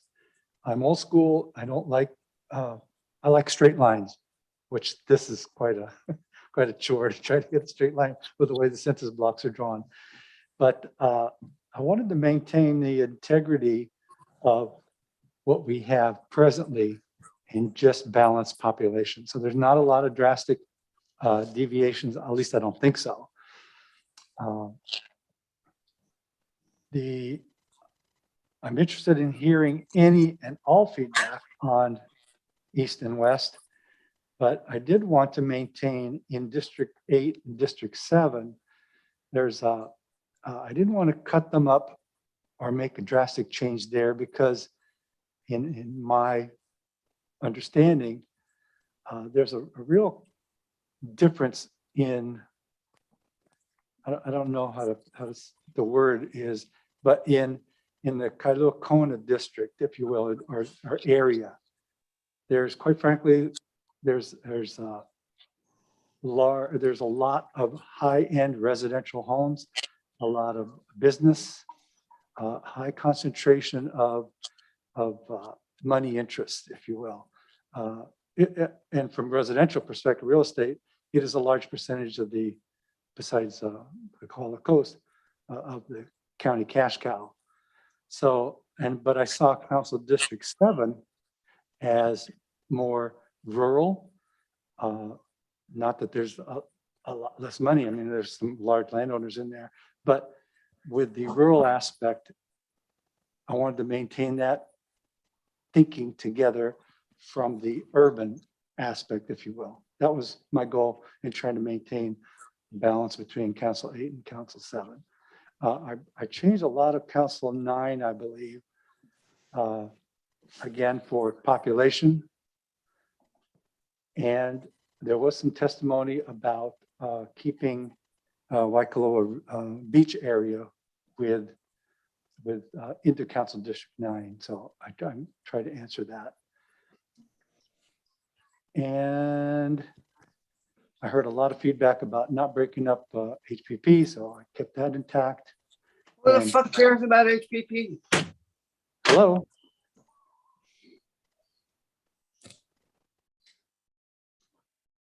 Please Okay. mute your Zoom. Thank you. So essentially, that's it. I tried to keep it as simple as possible, balancing population lines with the little bit of consideration that I had from public testimony and my own personal interest in keeping Council District 7 in its persona as well as the District 8.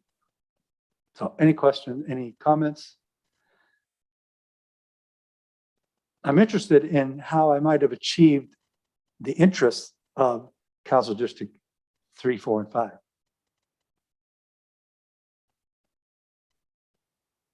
Just because I've heard a lot of testimony in that area.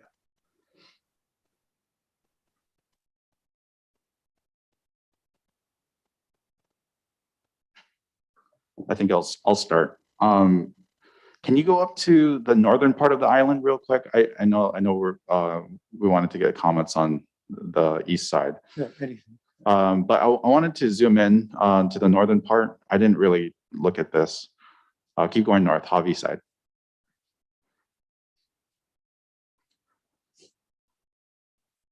I think one of my concerns is does it run through Kapa'au? Okay.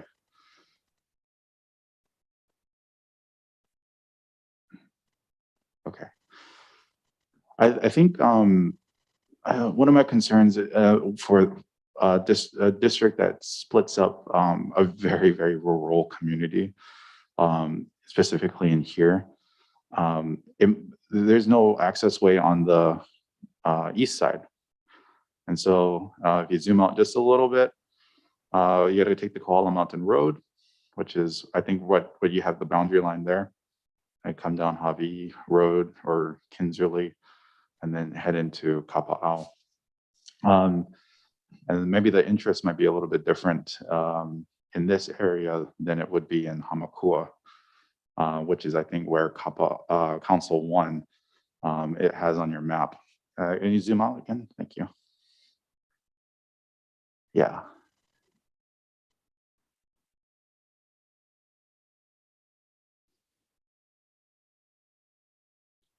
And then does it run into Waimea? Like this is all one district into Waimea? Yeah, I think that's. Okay, I see. Chair, if I may have Mr. Eustace. I think just a question to Mr. Lopez, that you kind of kept the boundaries similar on the 1 and 9 side, yes? On the east side of Waimea, I think they look like they are now for the most part.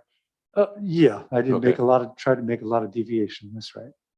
I think what some Chair Casa was saying, you could almost switch. I know you were trying to get too close to that number. You could almost trade out and give Council District 9 back that census block group on Kapa'au. You know, we're talking about connectivity, just to make sure that that's all in one, and then you could give back, gosh, down in Kona on the south side of Kaloko Drive back into one of the Kona districts, just because it kind of eked back in, like down, you see that one part that up, So grab some numbers from 9 and yeah, and bring you know, them up from 8. even if you're not, yeah, and you give that section back to 8, just because the District 9 doesn't really connect down there other than going through District 8 there. Otherwise, I think it's getting pretty close there. I mean, because you can allow yourself some of the deviation within that 5% for each district. Mhm. So it gives you some leniency to make sure you're following the connectivity thing there with those districts. Okay, thank you for that. Any other comments or questions from Mr. Lopez?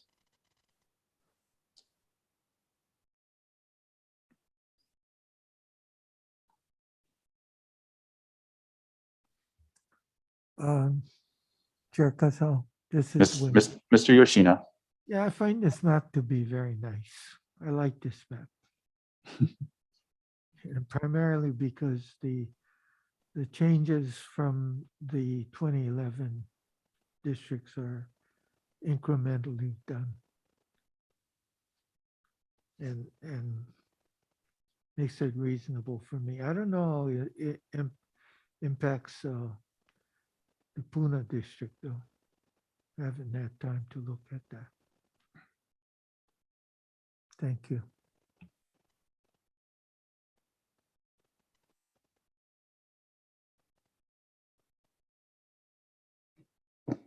Thank you, Mr. Yoshina. Any other comments, questions?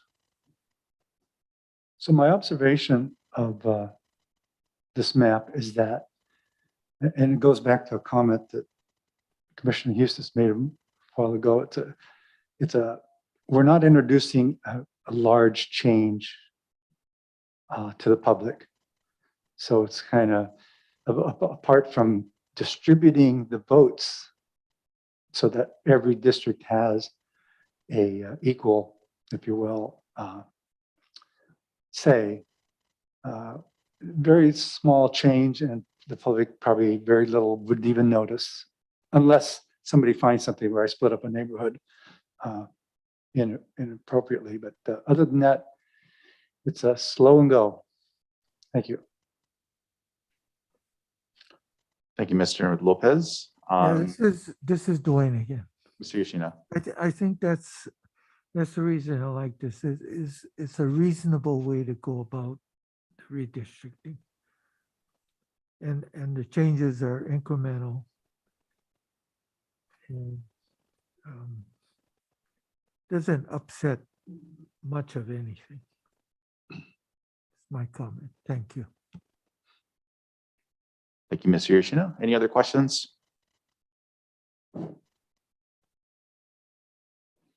All right, we'll move over to Ms. Baths.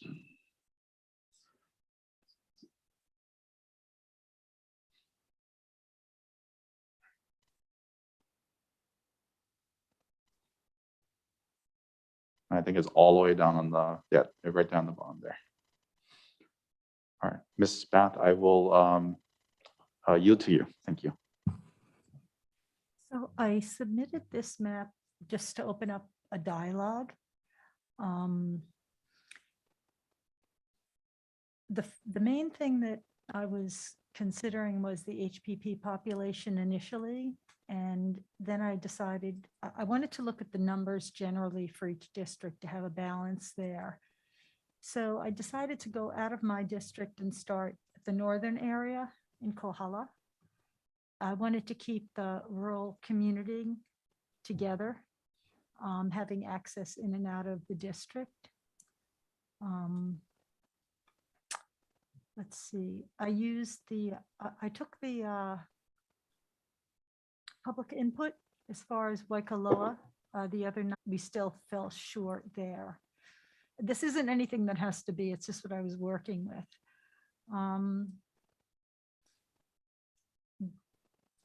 You can see what I did with District 8, District 7. District 6 was a huge challenge.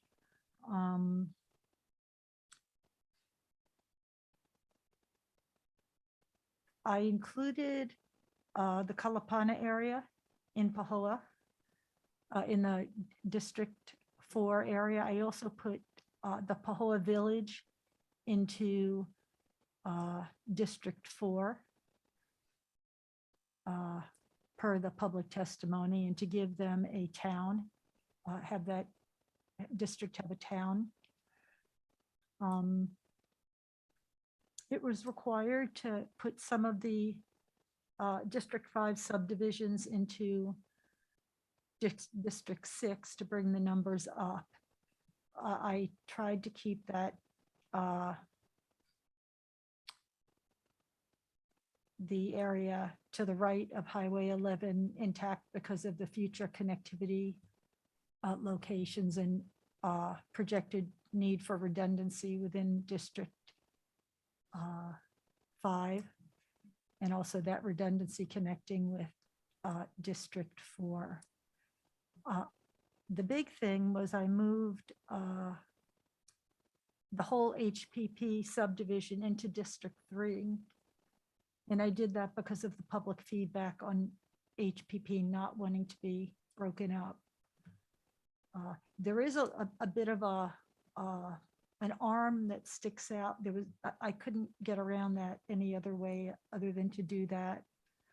I used Highway 11 as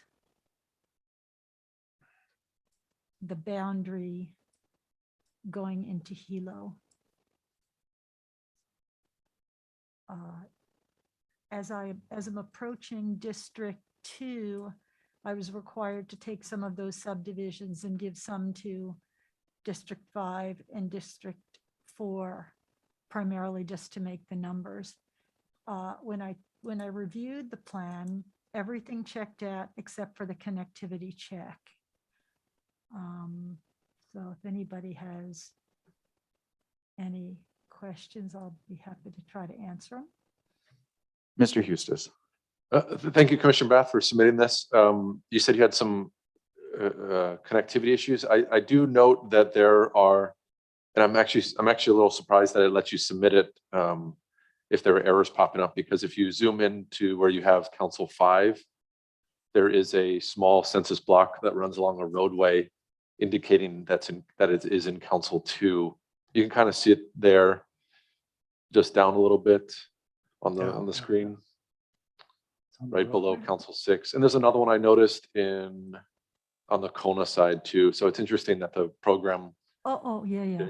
didn't catch those and didn't I flag see it that. for you. That might be what the issue is. Yeah, so and if you click through that program and that process where it sends you those flags, if you click next, if you click, it'll take you to like that. You see that little line there? That's an error that pops up. Yeah, I guess the concern I have on this one is the arm that reaches into Hilo from the Puna area. I know it's about you trying to get the numbers there, but it really reaches pretty far down into Hilo town there.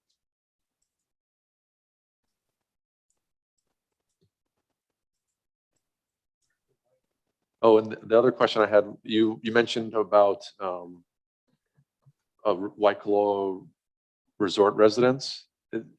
Did you want to put them in District 9 or District 8?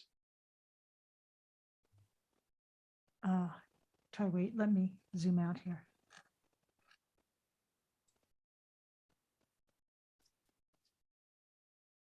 So just there on the coast up on the big screen, there's on the Mackay side of Waikoloa Village. There's a, yeah, right there on the left of your cursor. Yeah, that area, that's the Waikoloa, that's all Waikoloa Resort area. Just curious if you wanted them and connect them into District 9 or District 8 there. I believe I put them in District 8, but let me check, because that was. Yeah, so they're in District 8 now. I think the testifiers said that they identified themselves more with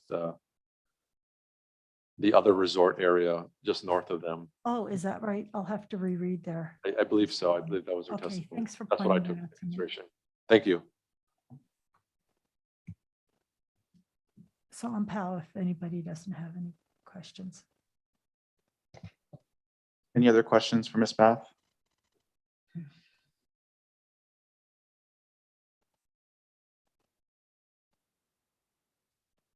Okay, we'll move on to anybody else wanted to speak to any of the other ones before I hand it over to James?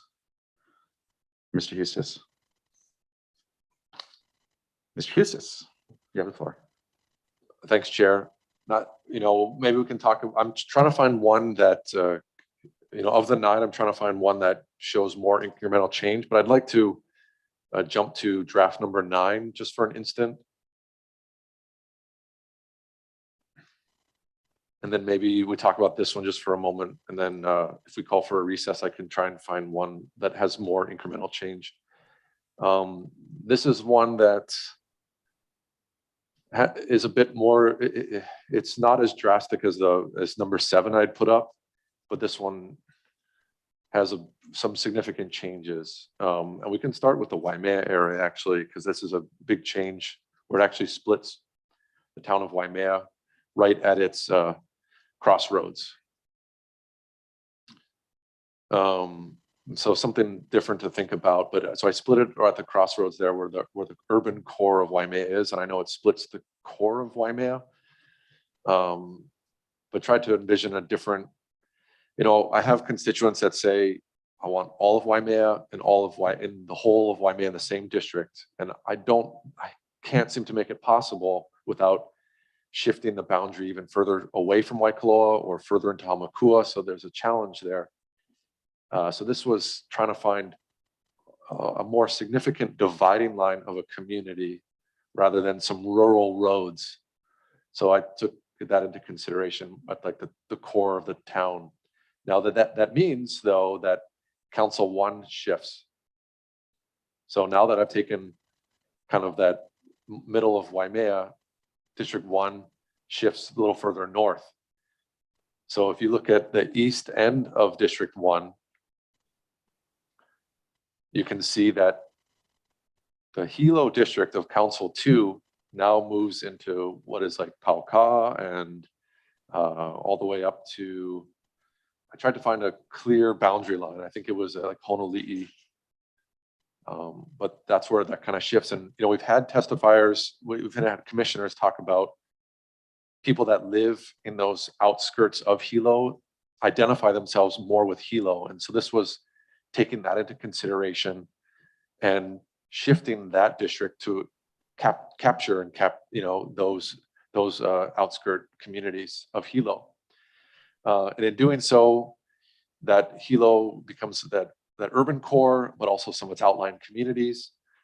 Council 3 really becomes this more Mauka portion of Hilo above Hilo and doesn't touch any of the water. And then moving a little further east towards 4 and 5. This is similar to some of the other maps I tried to tinker with. The Hawaii Paradise Park population issue, I pushed them, tried to keep them all on that north side of the highway of 130. There's still, I know Pahoa Town's still divided a little bit, but it follows that line of Kapoho Road. And so Kapoho is kind of split in those communities between 4 and 5. But it gives you the connectivity from 5, Curtistown, Keau, all the way down to Kapoho and Kalapana. It kind of creates an interesting shape there. Yeah. I think I just did some incremental changes for 6 in this case.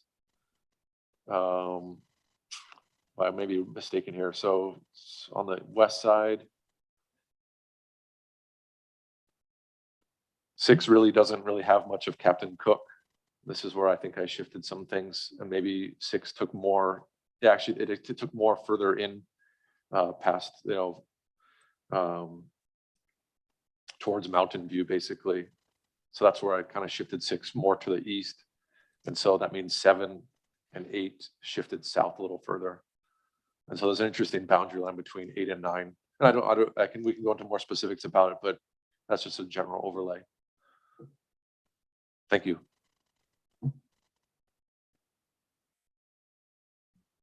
So, Chair Council, this is Dwayne. Mr. Yoshino, What draft was this? 9. 9. Okay. Thank you.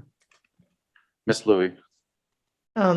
Yeah, I mean, I guess I feel like we're kind of coming down to some questions for almost every map, and maybe we can kind of figure out what those are. The question of HPP, the Waikoloa Resorts, and then I guess for me in Council 1, the question of whether shifting more toward the south or the north, or splitting the difference.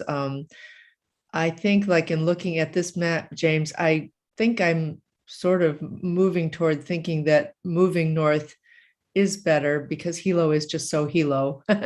And a lot of Waimea is more rural. And obviously, as you know, we have a lot more in common, work together often on various things between Honokaa and Waimea.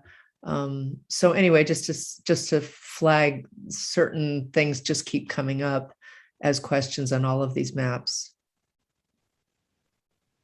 I yield. Thank you, Ms. Louie. Any commissioners? The only thing I just ask is, can you zoom in? Let's see.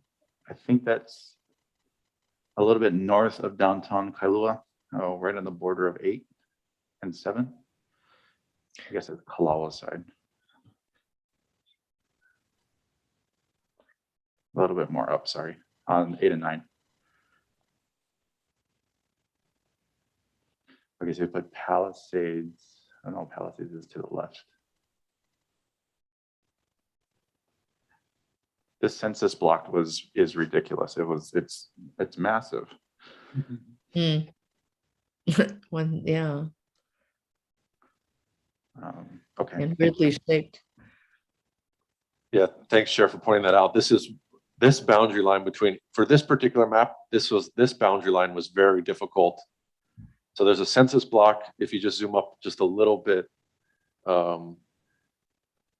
this block is terrible. It actually encompasses about 4 or 5 census blocks within it.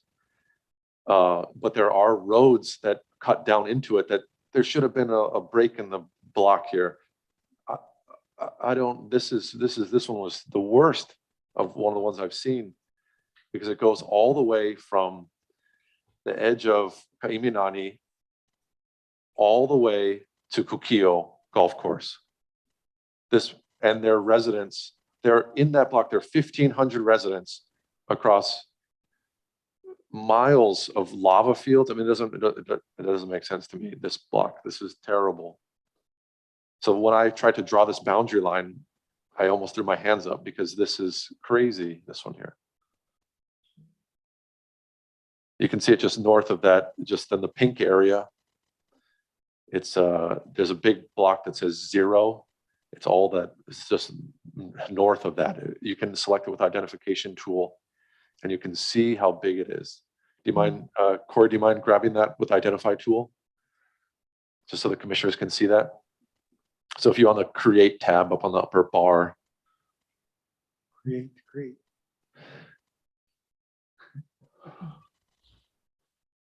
So if you click create, yep. And then there's the ID tool. It's a little circle with an eye in it. There's the hand, there's a zoom. Yeah, that's the one. If you could grab that, and you could select the one block that I just wanted to identify to the group here. So it's in the pink area, just north of that one. So select, so just go straight north just a little bit out of that block. Yep, click that right there. Okay, now if you could zoom out so people can just see this block and what I'm talking about.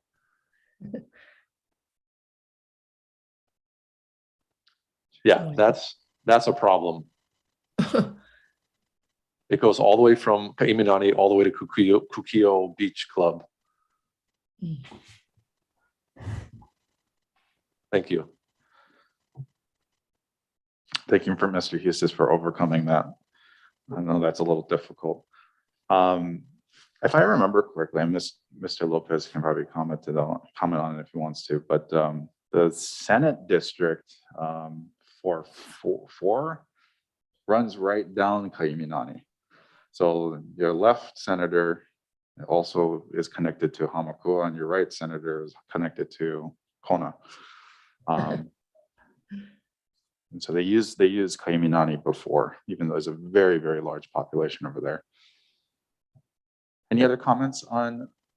Just to add on that, Chair, I would have used all the way up to Kaiminani, but then it changes the population. So that's where I had to find something in that area to use as a guiding line. Right. But I wish I could have used Kaiminani as that clear line. It just, the numbers wouldn't allow me to do so. Thank you. Thank you. Any other questions or comments for Mr. Hustis? Yeah, Stephanie here. Ms. Bath? Yeah, so as far as the zooming into the area of District 4, District 5, and District 6, again, I wanted to point out that District 5 includes a lot of Lower Puna, and there's no connectivity. It actually extends the Kalapana area into the former Kapoho Vacation Lands area, which is now lava flow. And this map isolates and cuts off the Fern Forest community, the Eden Rock community, all of that redundancy and connectivity. And it basically chops off the upper part of District 5 and gives it to Ka'u, and then gives us a Lower Puna District 4 portion for Council 5, which makes absolutely no sense because Leilani and Kalapana definitely as communities polarized towards District 4. If we needed to change something, it would make more sense to give the Kalapana area to Ka'u than to do what is suggested here. I appreciate your time and your efforts. However, this, yeah, this is a problem for district, for Council District 5. I yield.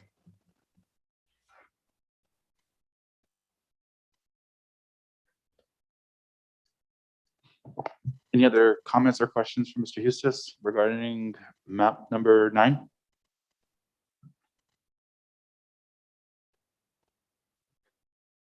Mr. Hustis, do you have any other maps you want to talk about?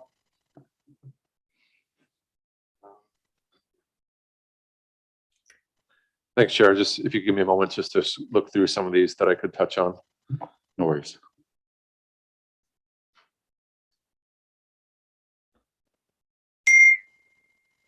Jeez. Okay. While we kind of wait, Ms. Bath, when you refer to some parts of the communities up by District 6, I'm just curious. What was the communities you say that was broken up? Well, the communities themselves weren't broken up, and that's one of the things I appreciate about that, the communities were intact. However, if you can visualize District 5 with Highway 11, the Volcano Highway going from Ka'au, let's start at Ka'au, to the National Park. In the discussion, the input was to keep the park all together. So going up from Ka'au to the park, On the left-hand side of Highway 11, there are a number of communities that are stacked on top of each other. Hawaiian Acres, I'm talking about the district at this time. Hawaiian Acres is the widest of those communities, and that starts Curtistown to Mountain View. And then again, you're going from Kayau to the park. And then from Mountain View on up, you have Fern Acres, Kapua Farm Lots, Eden Rock, and Fern Forest. All of these communities attached to each other at their tops and their bottoms. And in the community development plan, which was adopted by ordinance in 2008, connectivity locations were determined so that the communities can transverse from one community to the next. Right now, we have to go out to Highway 11 to get to the next community in most cases. What happens there is the emergency responders have to do the same thing. They have to go from one community out to the highway and back in, which slows down their response time. So if you can keep in your mind that there are, as part of adopted by ordinance, connectivity locations going up to the top of those subdivisions in a staggered way. If you take out these subdivisions here, I mean, Fern Forest is definitely a Puna subdivision, a District 5 subdivision. So at the very least, I would encourage the commission to adopt these subdivisions so that there's future redundancy from Lower Puna to Upper Puna. It's a huge health and safety issue. We can talk privately about the issue right now at another time. So that's real important to keep those subdivisions in. Volcano Village may need to be given to Ka'u. It's just how it is. But do you understand what I'm saying about to the left of Highway 11? It's important to keep those together for redundancy and health and safety issues, and having a delivery of a level of service to those areas. If they're split up between two districts, I'm not sure how that level of service is going to be delivered. On the other side of Highway 11, from Mountain View, if you look at South Kulani and that area, that also is an area up to Ihope Road at the very least that has a pretty big population of people that polarize towards Mountain View in Kayau. So to put that into Ka'u, it just doesn't ring true to me. And and then zooming back out and giving us Leilani and Lower Puna, taking away the subdivisions in Upper Puna and giving us Leilani and Lower Puna makes absolutely no sense at all in terms of community, in terms of connectivity, in terms of the delivery of a level of service and an infrastructure and representation for those areas. So I'd just like to put that out for you to reconsider with this map. I yield. Thank you, Ms. Beth. Any other comments? Mr. Hughes, do you have your other map? Could I request a recess? Yep. 5-minute recess. Thank you.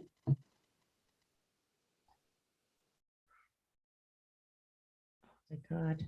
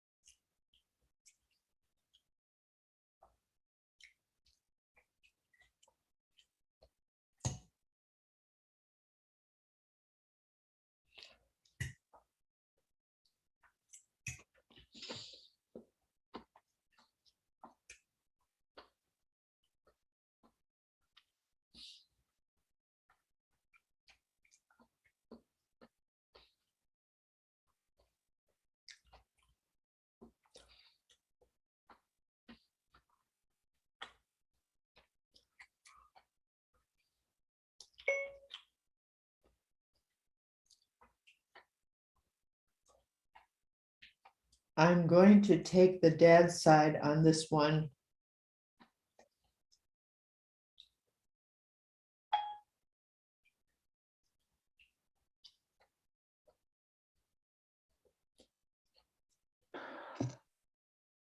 All right, Gila Chambers, are you ready?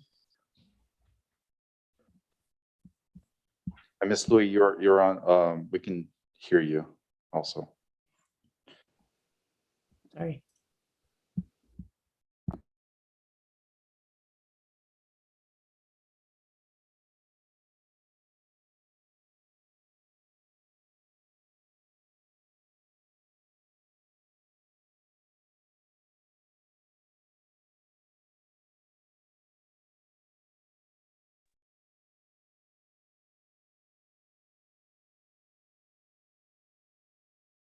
All right, calling the meeting back to order. We're gonna move over to, run my notes here. We're gonna move over to new business. I would ask, before we move over there, I would ask all the commissioners to continue to look at those maps, as well as the maps that is on the Esri site. Just remember that to finalize the maps is December 9th. So let's make sure that we get those done, and we have 2 meetings in November. All right, heading over to new business, Mr. Kalka. New business 1, communication 17.1, counting incarcerated Hawaii residents, from Commissioner Louie, proposes that the commission write to state election committee representatives, senators, and authoritative entities asking for rule changes that affect incarcerated people being counted in their self-designated permanent residences. Ms. Louie, you're recognized. Oh, this is really a follow-up from our last time's discussion, where we all agreed that that incarcerated people should be counted at their residence so that it doesn't skew the numbers in the places where prisons are located. But it was impossible to change the numbers for this particular redistricting effort. I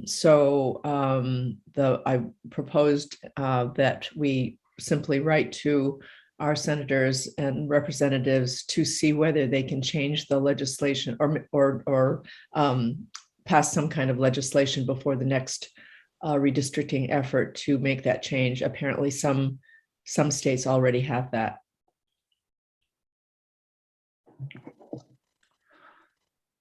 Thank you, Ms. Louie. Is there any further discussion? I have a question. Mr. Lopez. Do we have a sense of how large a deviation this is presenting for Hawaii County?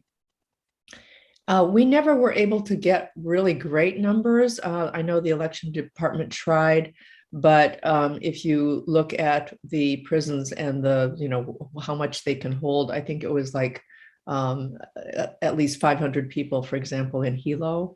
Some of those might have had a permanent Hilo residence, but a lot of them probably did not. Okay, thank you. So about 500 is what we're talking about. That's kind of off the top of my head. I'm sorry, I don't remember the exact numbers from the election department's report. There's also a census block that goes all the way up to Kulani Prison, and that's 176 incarcerated peoples there. All right, Ms. Louie, did you want any action regarding 17.1? Can I make a motion that we do that? Okay, go ahead and state your motion. I move that our redistricting commission write to our legislators at the state level to ask them to write and pass legislation that would count incarcerated people at their permanent residences and not in their place of incarceration. There's a motion on the table, motioned by Ms. Louie. Is there a second? Second. Seconded by Mr. Yoshida. Any discussion? Yeah, this is Dwayne. Mr. Yoshida. I think we should support this proposal because it is similar in spirit, at least, to the questions we have with students at the universities and for our military populations. And they're counted in their residential addresses. Thank you. Thank you, Mr. Yoshino. Mr. Eustace.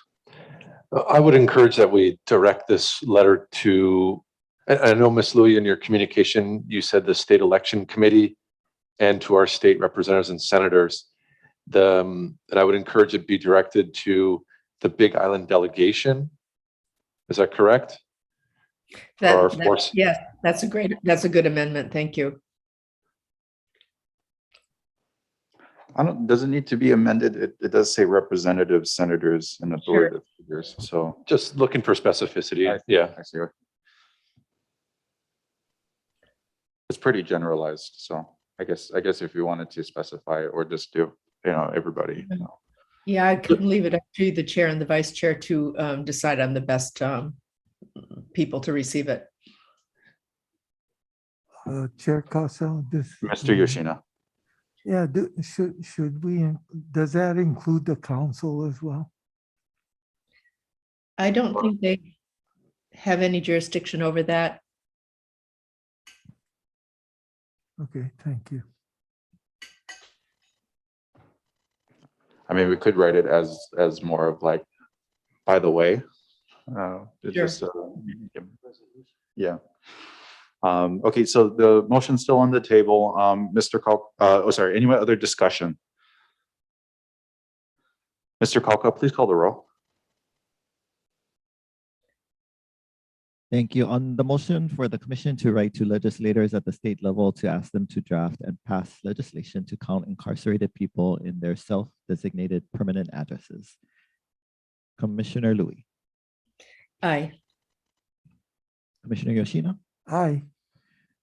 Commissioner Yadao. Aye. Commissioner Bath. Aye.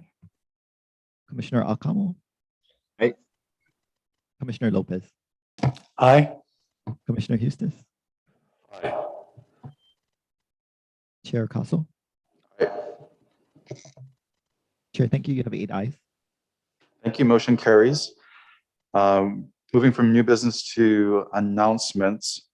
There is remaining public hearings prior to the completing of the draft redistricting plan.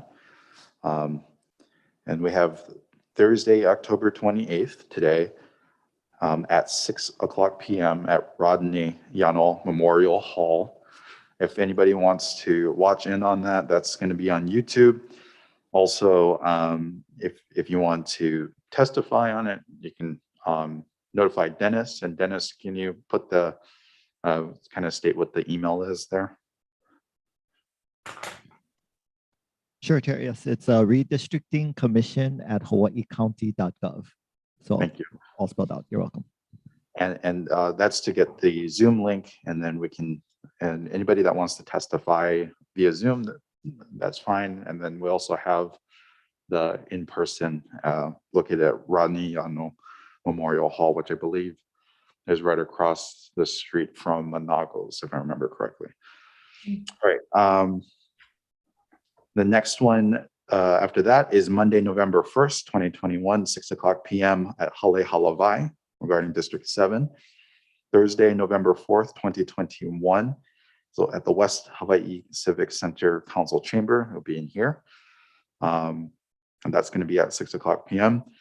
Monday, November 8th, 2021 is going to be at Waimea Community Center. Further details are available on the public notices.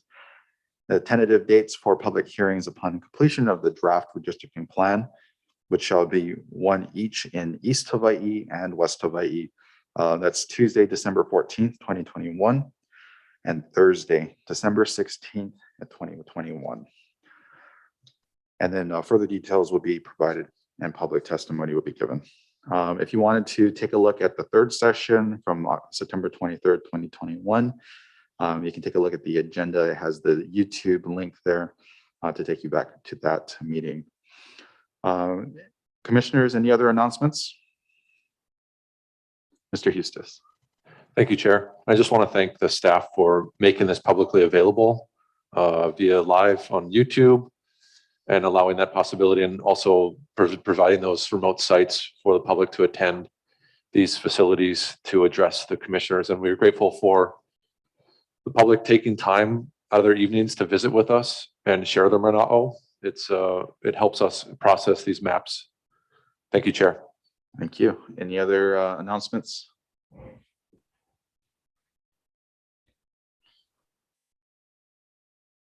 Okay. Just to let everybody know that if anybody have any questions regarding pulling up the Esri site, or getting onto the county site, they're more than welcome to call 808-961-8020. Don't forget to put the 808 in there. You can, your Dennis will be able to help you out, or if you can email the redistricting email as well. Any other announcements? Okay. May I have a motion to adjourn? So move. Motion by Mr. Lopez, Second. Yes, seconded by Mr. Yoshina. All in favor, say aye. Aye. Aye. All right, motion is carried. This meeting is adjourned at 12:11 p.m. Thank you, guys. Aloha.